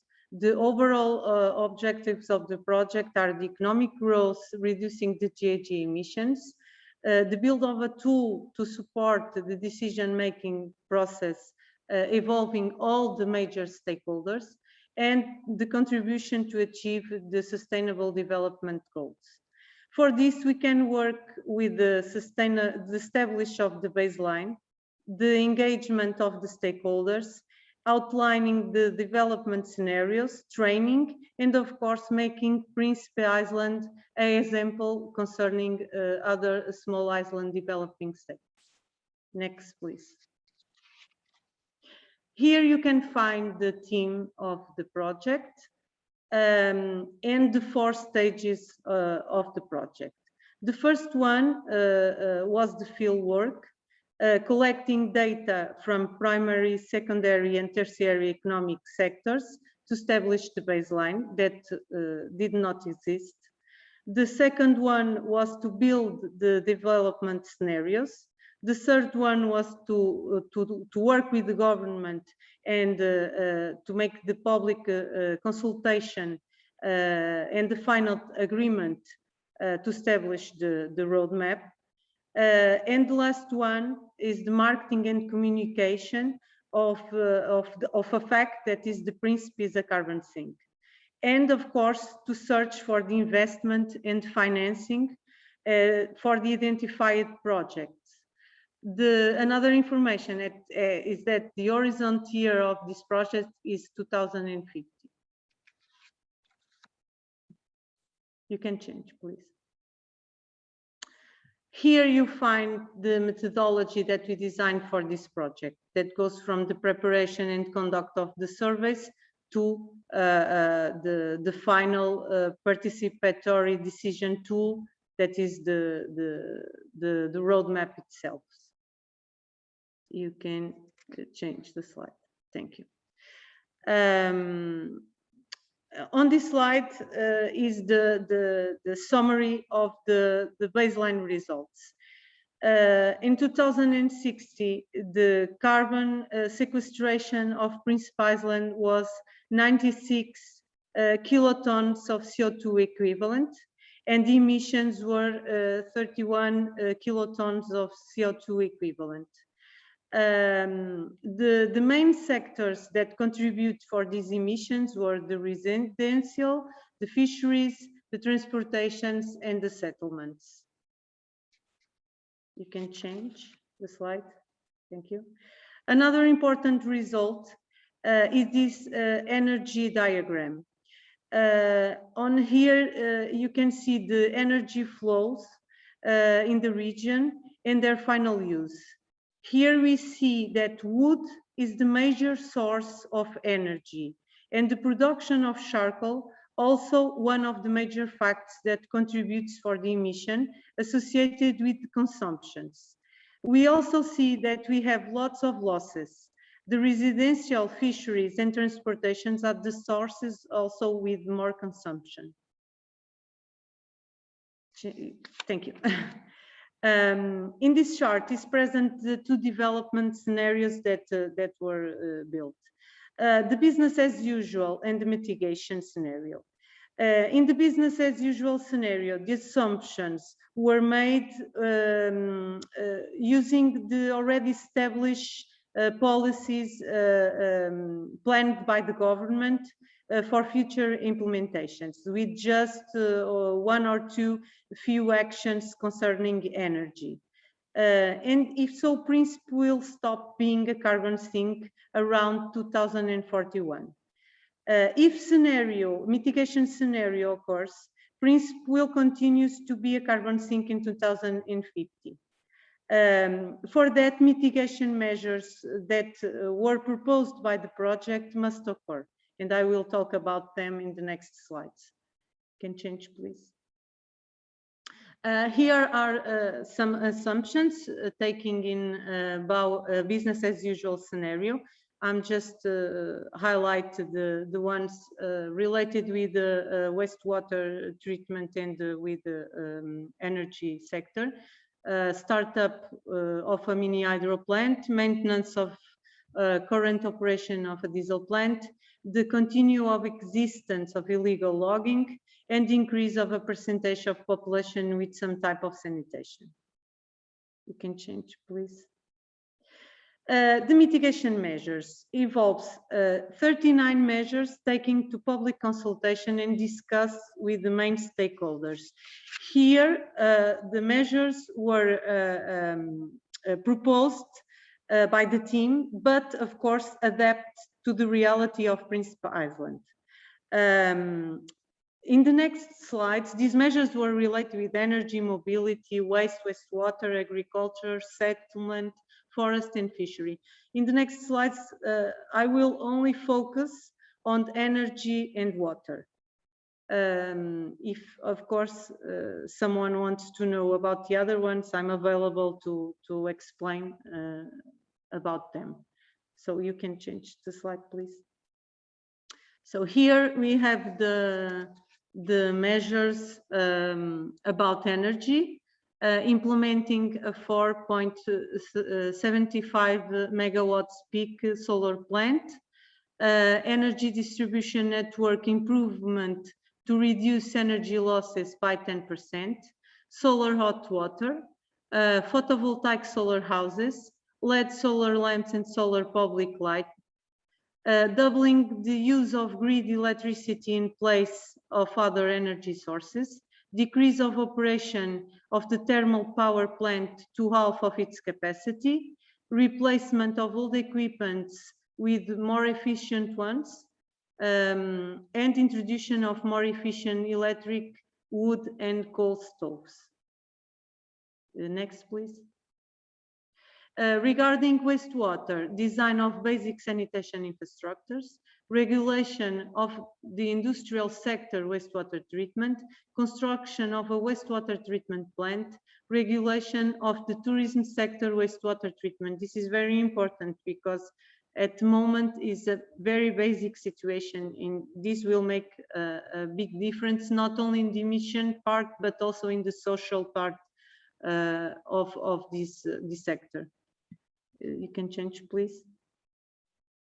On this slide, we have the charts that aggregates the direct emissions and indirect emissions from the production of electricity and charcoal allocated to their demands. In the business as usual chart, we can see that the sectors that more contribute for the emissions are the residential, transportation and fisheries, and also trade and services. When we implement the mitigations measures, we can flat the curve, and we see that the most relevant reductions are in the residential, fisheries and transportation sectors. You can change. Thank you. As final remarks, I would like to enhance that technology transfer results from the combined actions, networks and partnerships between the many stakeholders types. The technology cooperation should fit local needs and priorities and find new sustainable paths for development.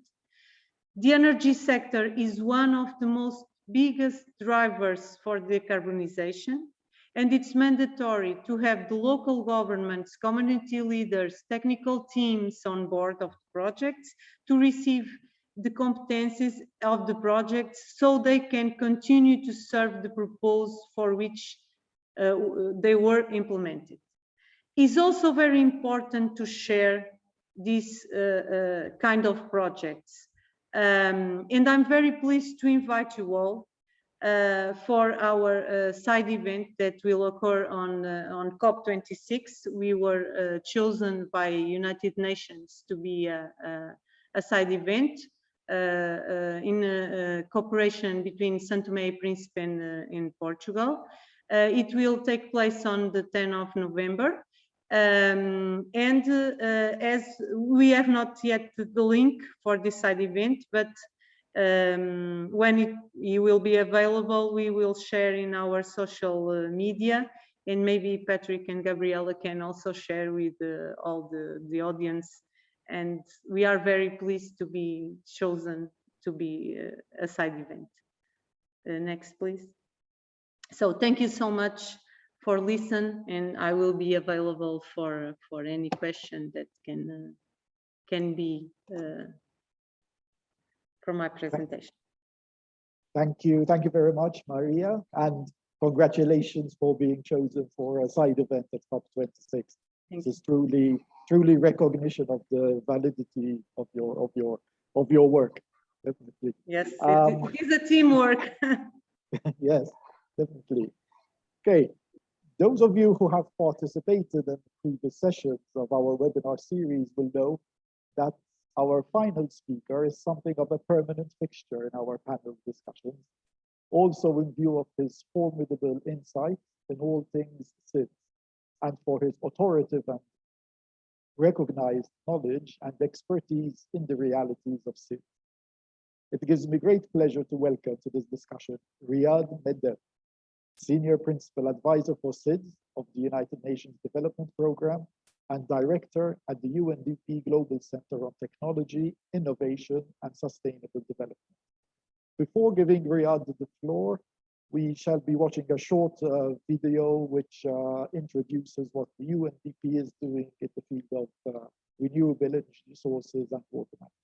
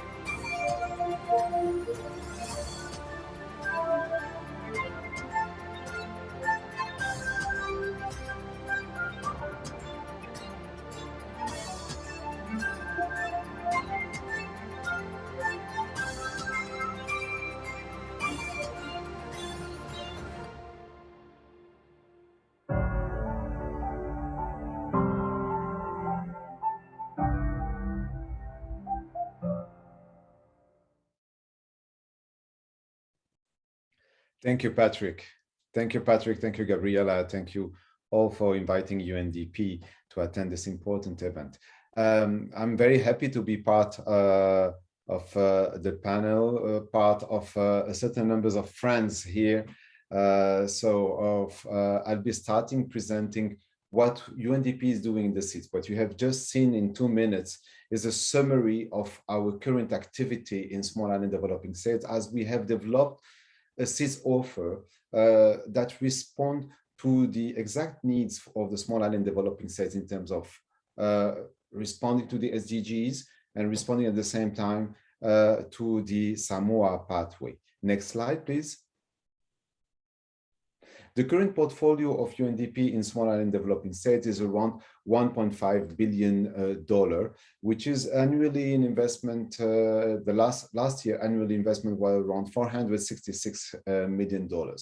The portfolio related, we are covering 50 SIDS from the three regions, from the Caribbean to the Pacific and the ACE, and the portfolio investment is around $180 million on the energy sector. Next slide. As I said, all our work has one objective: to provide support to 50 small island developing states. We have around 1,200 staff in small island developing states. Main objective: to support them to respond to the 2030 agenda, to the Samoa pathway, and of course to accelerate the green transition and the bluer recovery. The main investment that we are doing in small island developing states is around the climate action. Have you seen accelerating the renewable energy transition, the blue economy, and digital transformation? The three of them are not seen as an independent pillar, but integrated pillar, that where there's no investment from one without the investment in the other one. And the catalyst investment is around innovative finance, as we are supporting a certain numbers of countries developing bonds and debt swap for nature. Next slide, please. On the energy, so the SIDS power utility relies significantly on fossil fuel subsidies, as was said previously, which present extensive fiscal burdens while increasing exposure to volatility in oil prices, maintaining dependence on fossil fuel import, and having significant negative environment impacts, which reduce drastically the fiscal space of the countries. The structural challenges are compounded by intensifying impact of the climate crisis, posing existential threat in SIDS. While SIDS are responsible, as you've seen in the video, for only 1% of the global greenhouse gas emission, they are struggling disproportionately with climate change issues, including severe biodiversity loss, rising sea levels, and increasing severity of extreme weather events. As SIDS embark upon the pathway to COVID-19 recovery and beyond, and forward-looking response that can realize their energy transition through investment in sustainable energy, renewable energy generation, energy efficiency, and clean cooling, will build resilience to future shocks and propel forward a greener economy, a greener transition. A key challenge for achieving the energy in small island developing states is, as you've seen, is to address existing investor risk that affect the financing cost and competitiveness of sustainable energy. Despite falling investment costs, SIDS face high financing costs that can dramatically affect the competitiveness of sustainable energy versus fossil fuel technologies. Financing costs often reflect several perceived or actual barriers and their associated investment risk. For instance, barriers in access to grid, lengthy and insensitive processes to issue permit, limited local supply of expertise, or lack of long-term price guarantees can increase the perceived risk for investors and therefore deter investment or increase financing costs. Next slide, please. Governments are currently at a tipping point to determine a development path that avoids the lock in a carbon-intensive technology. Renewable energy solutions such as wind and solar are already some of the most affordable alternatives available to provide energy services and fuel a greener economic transition and recovery. Additionally, there are important engines to create jobs, advance gender equality, generate financial savings, enhance economic competitiveness, and make energy system more resilient to future crises and climate change impact. This opportunity is a function of several disruptive trends, including dramatic cost reduction in equipment, solar modules, batteries, gains in technology and hardware performance, energy efficient appliances, and the advent of new business and financial models supported by digitalization and cellular communication, eliminating the need for upfront payment for solar equipment on the part of the end users, third-party ownership models. A broad range of cost-effective technology solutions are now available for both on-grid and off-grid renewable energy solutions, such as utility-scale solar battery power plant, small-scale solar power distribution network, mini-grid, small photovoltaic solar system, PV arrays with batteries, standalone or hybrid system with a backup fuel-based generator. Another sterling opportunity for private sector investment for the energy transition resides in the cooling sector in small island developing states. The sustainable cooling opportunity addresses multiple SDGs and cut across mitigation and adaptation in ensuring access to cooling while leapfrogging technologies and outdating urban design. Benefits of sustainable cooling are numerous and have the high value add in SIDS, serving to enhance resilience to rising temperatures, replace polluting refrigerant, expand access to energy services, reduce consumer expenditures, reduce electricity use, facilitating the energy transition and easing pressure on the grid, building livable cities with cool, shaded spaces and clean and fresh air, and enhancing health, comfort, and workplace and school productivity. Like other clean energy investment, cooling-related investment have great potential for economic stimulus through job creation and economic multiplier of retention of capital within the community, while also addressing climate change, health, and sustainability goals. Next slide, please. As mentioned by my colleague from IRENA, the Climate Investment Platform is this flagship that was launched in 2019 by the United Nations Development Programme, the International Renewable Energy Agency, the Sustainable Energy for All, in coordination with the Green Climate Fund. By joining their complementary expertise and networks through the platform, our partners are supporting ambitious climate targets. So the climate platform first focus is energy transition. It will then expand to facilitate investment in other key areas, such as water, agriculture, cities, and transport, to build climate resilient future. The platform services line will cover key thematic issues across both mitigation and adaptation. First of all, the service line are framed around 4 tracks: ambitious NDCs, policies and regulations, so the regulatory institutional framework, financial de-risking, and access to capital market. And we've done the last month our first call for proposal, which was targeting small island developing states. For this request for project, the partner will allocate technical assistance to project preparation activities in the initial stage of the project development cycle, including enhancing project concept note and preparation of documentation to unlock funding for project development activities. It is very concrete. We received more than 80 proposals and we've done the final selection, and now we are starting investing in developing and finalizing those concept notes. So the aim is to support primarily public sector entities and public-private partnership in SIDS to mature and prepare project ideas and put them on a viable path to unlock and access public and private climate finance for further project development. So the SIP will now award around between 30 to 80,000 per concept note to support the development of project concept, depending on the size, nature, and the project ID to the eligible applicant. Next slide, please. Thank you.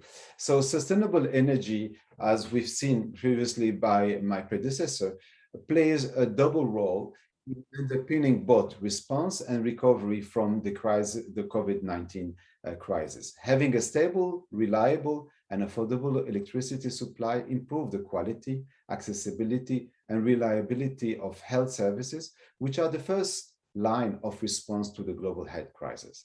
Moreover, as government implements social distancing measures and travel restriction, access to electricity mitigates the negative effect of these measures on people's well-being, livelihood, and the economy by enabling remote work, online education, telemedicine, digital financial, and e-commerce transactions, among other services.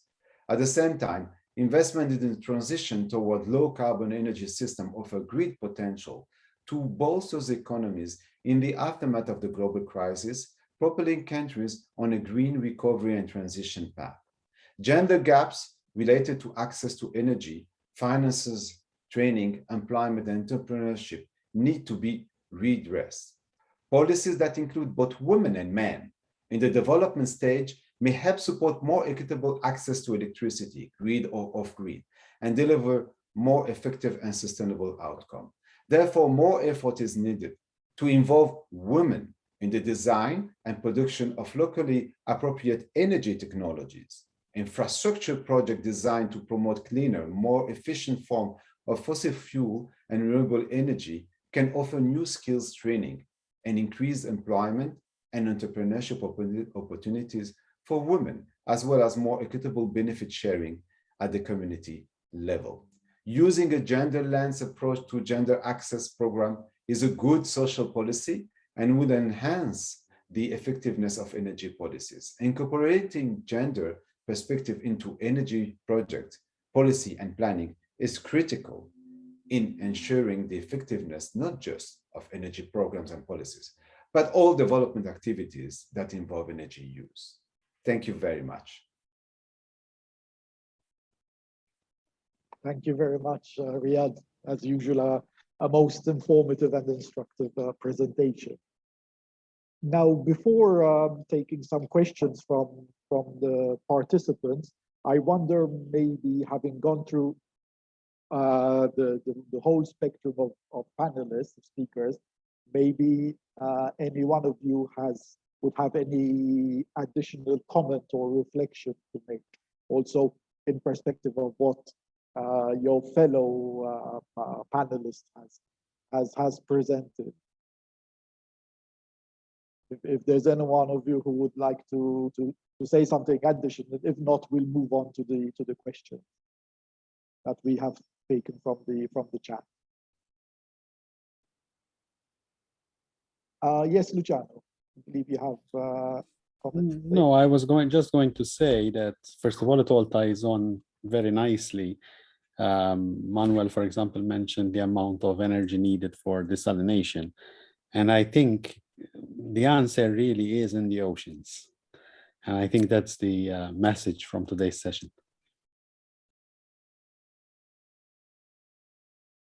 Very much so. Tied to this, I will now address one question that has come in from the chat. It's mainly concerning the floating PV systems. We've had the two presentations from Luciano and from Peter. The question is, how accessible are floating PV systems for SIDS, particularly post-COVID, where finances may be tighter since many SIDS income has decreased drastically, especially due to a fall in tourism? If I may start, sure. As I said, we're a university, so we were developing this as a research, but of course we've brought it now to an area where it's ready for commercialization. And frankly, we are getting interest. First of all, we are getting interest from countries, but more importantly, we are getting interest from developers, commercial developers of renewable energy, and also power developers, major power developers, because our plan is right away, and I think Petra has the same model, that this will be commercially viable. Now, it's not going to be able to compete, say, with Saudi desert or Dubai desert type installation, which is very cheap, but it will be able to compete with land-based systems, for example, or fossil fuel generation, especially as we see right now where the fossil fuel prices are increasing. And therefore, they should be available simply as another option. If I may dream, it will be something where a developer would approach a country and say, if there's a tender, for example, for a new power plant, and say, I can offer you a floating power plant, or just approach the country and say, you're currently paying so much, I can develop it at the same price or a bit cheaper, and it will be renewable. Thank you. Any additional comments, Peter? If I may add to it, from our perspective, the accessibility is not a question of the funding, because as I think I mentioned in the presentation, we can actually fix the price per kilowatt hour, and we never intended for the platforms to be sold as a solution. We intend to run it. So from our perspective, I absolutely agree that we want to be in a position where if there is a tender, that we can come in and say, look, we're gonna do it with you, for you, within the whatever price fixation, for example, and then deploy at locations that we will work out together.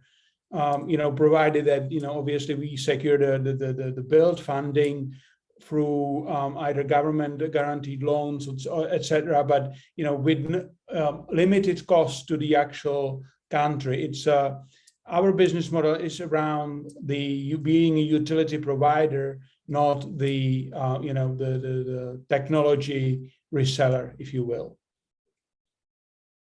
Thank you very much. Thank you. We have another question, which is more generic but specific, also regarding the skills and training that are needed by SIDS in order to access financing to such projects.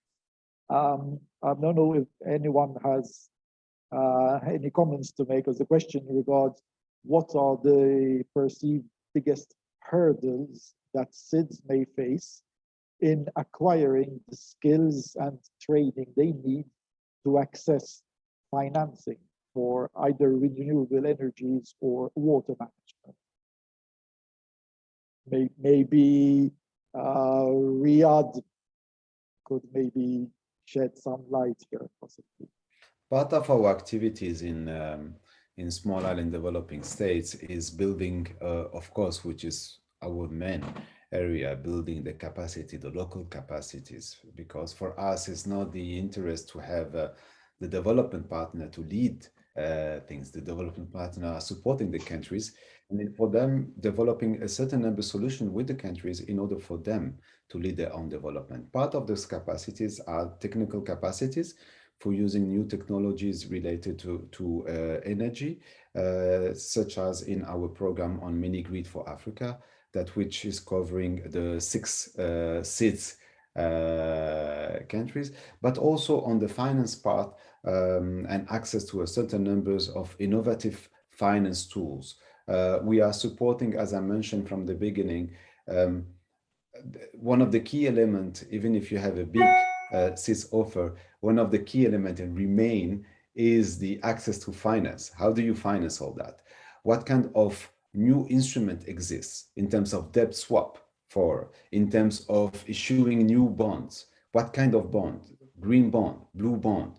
So we have this kind of instrument where we train the local capacities on that area. Thank you very much. Thank you, Riyadh. If there are no further comments or questions, what I propose is that we make a quick tour de table, and each panelist says a quick tweet-like comment, a final closing comment, maybe inspired as well from another question we have received, which is, what would the panelists suggest for SIDS who are aiming to look more into partnerships in the field of renewable energy sources and water management? So what would be your suggestion, or what is your main reflection, your take-home comment after this discussion? We can go maybe on the same order as we had the speakers. So unfortunately, Arietta has had to leave us. So I will start with Luciano. Just a quick final comment, please.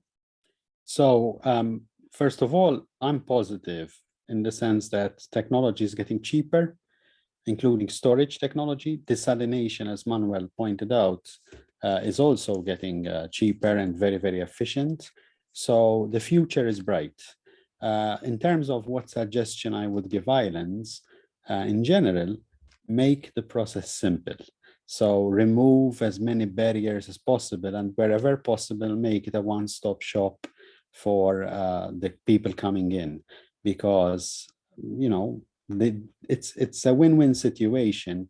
People do want to offer these services, but and you will gain from it. But of course, it has to be simple. Thanks. Thank you very much, Luciano. Let's pass on to Manuel. Yeah, tying in with what Luciano said, I think it's important that SIDS also learn from each other for the different approaches. So when I say learn, it's not just the positives, but also the negatives. So learning from our mutual experience, learning from what has happened, SIDS, and also, let's say, larger islands like Malta. So the more we can share, the more we can look at our experiences, the more that we can learn from each other, the more that we can get together helps. Because after all, there's no one solution which can solve all the problems. It's a mix of solutions in a comprehensive management framework. And these different solutions come from different realities and different experiences. So once more, the importance of getting together and sharing experiences. Thank you very much. Now it's your turn, Peter. Don't forget to unmute yourself, please. I absolutely agree with my pre-speakers. From my perspective, it's a cooperation. We have to cooperate. I see it, within our own framework. We work remotely. We all remote. We cooperate and we find the solutions to work together. So it's make lasting partnerships, and those partnerships will always pay off, because when you learn to rely on your partners and you learn to trust them, that you reach the goals, whatever the goals are. That would be my ending speech. Thank you. Thank you very much. Over to you, Maria. So climate change is a reality. So climate action is needed. And we can only have decarbonization if we act deeply in the energy sector and also in the water sector. Regarding SIDS, most of them, they are not insularity, they are double insularity. It's time to have the projects tailor-made. Sometimes we cannot take the projects from one side to the SIDS. We have to look at the places and to tailor-make projects for that place. So this is very important. And of course, partnerships are local partnerships are very, very, very important. Thank you. Very valid point, definitely. And last but not least, of course, Riyadh. Thank you. Thank you. As I mentioned previously, for me, one of the most important things is learning from each other.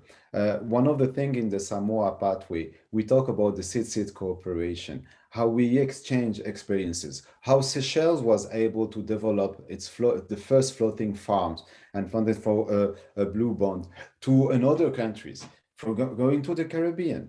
Let's think about, let's strengthen this cooperation. The second element, which I think is very important, and this is where AOSIS is pushing a lot, is taking into account the multidimensional vulnerability of the SIDS. And that, by taking it into account, you take into account the reality, how they can access to concessional financing and how they can adopt new development model in order for them to be able to structure. I am very ambitious. I am very positive for the SIDS based on the work that we are doing on the ground and all the programs that we have in small and in developing states. A lot of capacity was strengthened. A lot of new projects and innovation are coming from SIDS that all the countries can learn from on renewable energy. Thank you very much. Thank you so much. Now, in order to formally close this webinar, it is an honor and a pleasure for me to welcome The other co-chair of the steering group, His Excellency Mr. Walton Alfonso Webson, who is the permanent representative of Antigua and Barbuda to the United Nations. Ambassador Webson, over to you. Thank you very much, Mr. Chair. Thank you very much. Very interesting and rich discussion. Excellencies, ladies and gentlemen, I would really like to thank all of you for participating in today's very, very rich discussion as to how we address the persistent challenges that SIDS face in development of renewable energy and water management. Colleagues, as you're aware, SIDS are faced with unique vulnerabilities and challenges due to the ongoing negative impact of environmental challenges and external economic and financial shocks. Also, as highlighted by speakers, the COVID-19 pandemic has resulted in severe impediments to sustainable development and economic growth in SIDS during the, and will continue to do so during these critical years as we move towards the fulfillment of the SDGs. In September, during the United Nations General Assembly, AOSIS leaders reaffirmed the building resilience through technology development, capacity building, and human resources development. These we see are critical to recovery and getting back on track to achieve the Samoa Pathway and the Sustainable Development Goals, and to deal with or handle emerging risks. While there is vast potential to harness renewable energy sources in SIDS, barriers including high investment costs, artificial barriers that prevent competitive competitive advantages for renewable energy, and locked in carbon intensive infrastructures continue to pose major challenges. More enabling environments need to be created, drawing on successful partnerships and eliminating obstacles that prevent scaling up these initiatives. At the same time, friends, as we have heard today from our illustrious speakers, the impacts of climate change also poses an array of issues for SIDS in accessing and managing climate and water. From prolonged drought to saltwater intrusion into freshwater sources, the challenges are varied and require targeted approaches that take into account national circumstances and priorities. Improvement of water management also has wide co-benefits, including promotion of domestic industries such as agriculture and new industries such as aquaculture. Furthermore, colleagues, recognizing the close interlinkages between the SDGs and the alignment with the Samoa Pathway and its action across the two areas will also advance progress in achieving our broader sustainable development aspirations as well as we move forward. As emphasized in both these frameworks, the Samoa Pathway and the SDGs, genuine, durable partnerships are critical and for us to implement activities. As the co-chair of the steering committee, Ambassador Fraser and myself hope to build on this discussion that you have had here today with objectives of scaling up and expanding initiatives that deliver targeted and effective solutions for SIDS. We hope to make this a reality and to bring a lot of the things we have heard today alive. I want to thank you and to thank the speakers. Thank you. Thank you very much, Ambassador Webster. And this brings us to the end of this webinar. I'd like to thank all the panelists and all the participants for your participation and the contribution to this webinar. And I wish you a very good evening or afternoon wherever you are looking to. Thank you very much. Goodbye. Thank you. Bye. Thank you very much. Bye-bye. Bye, thank you. Bye.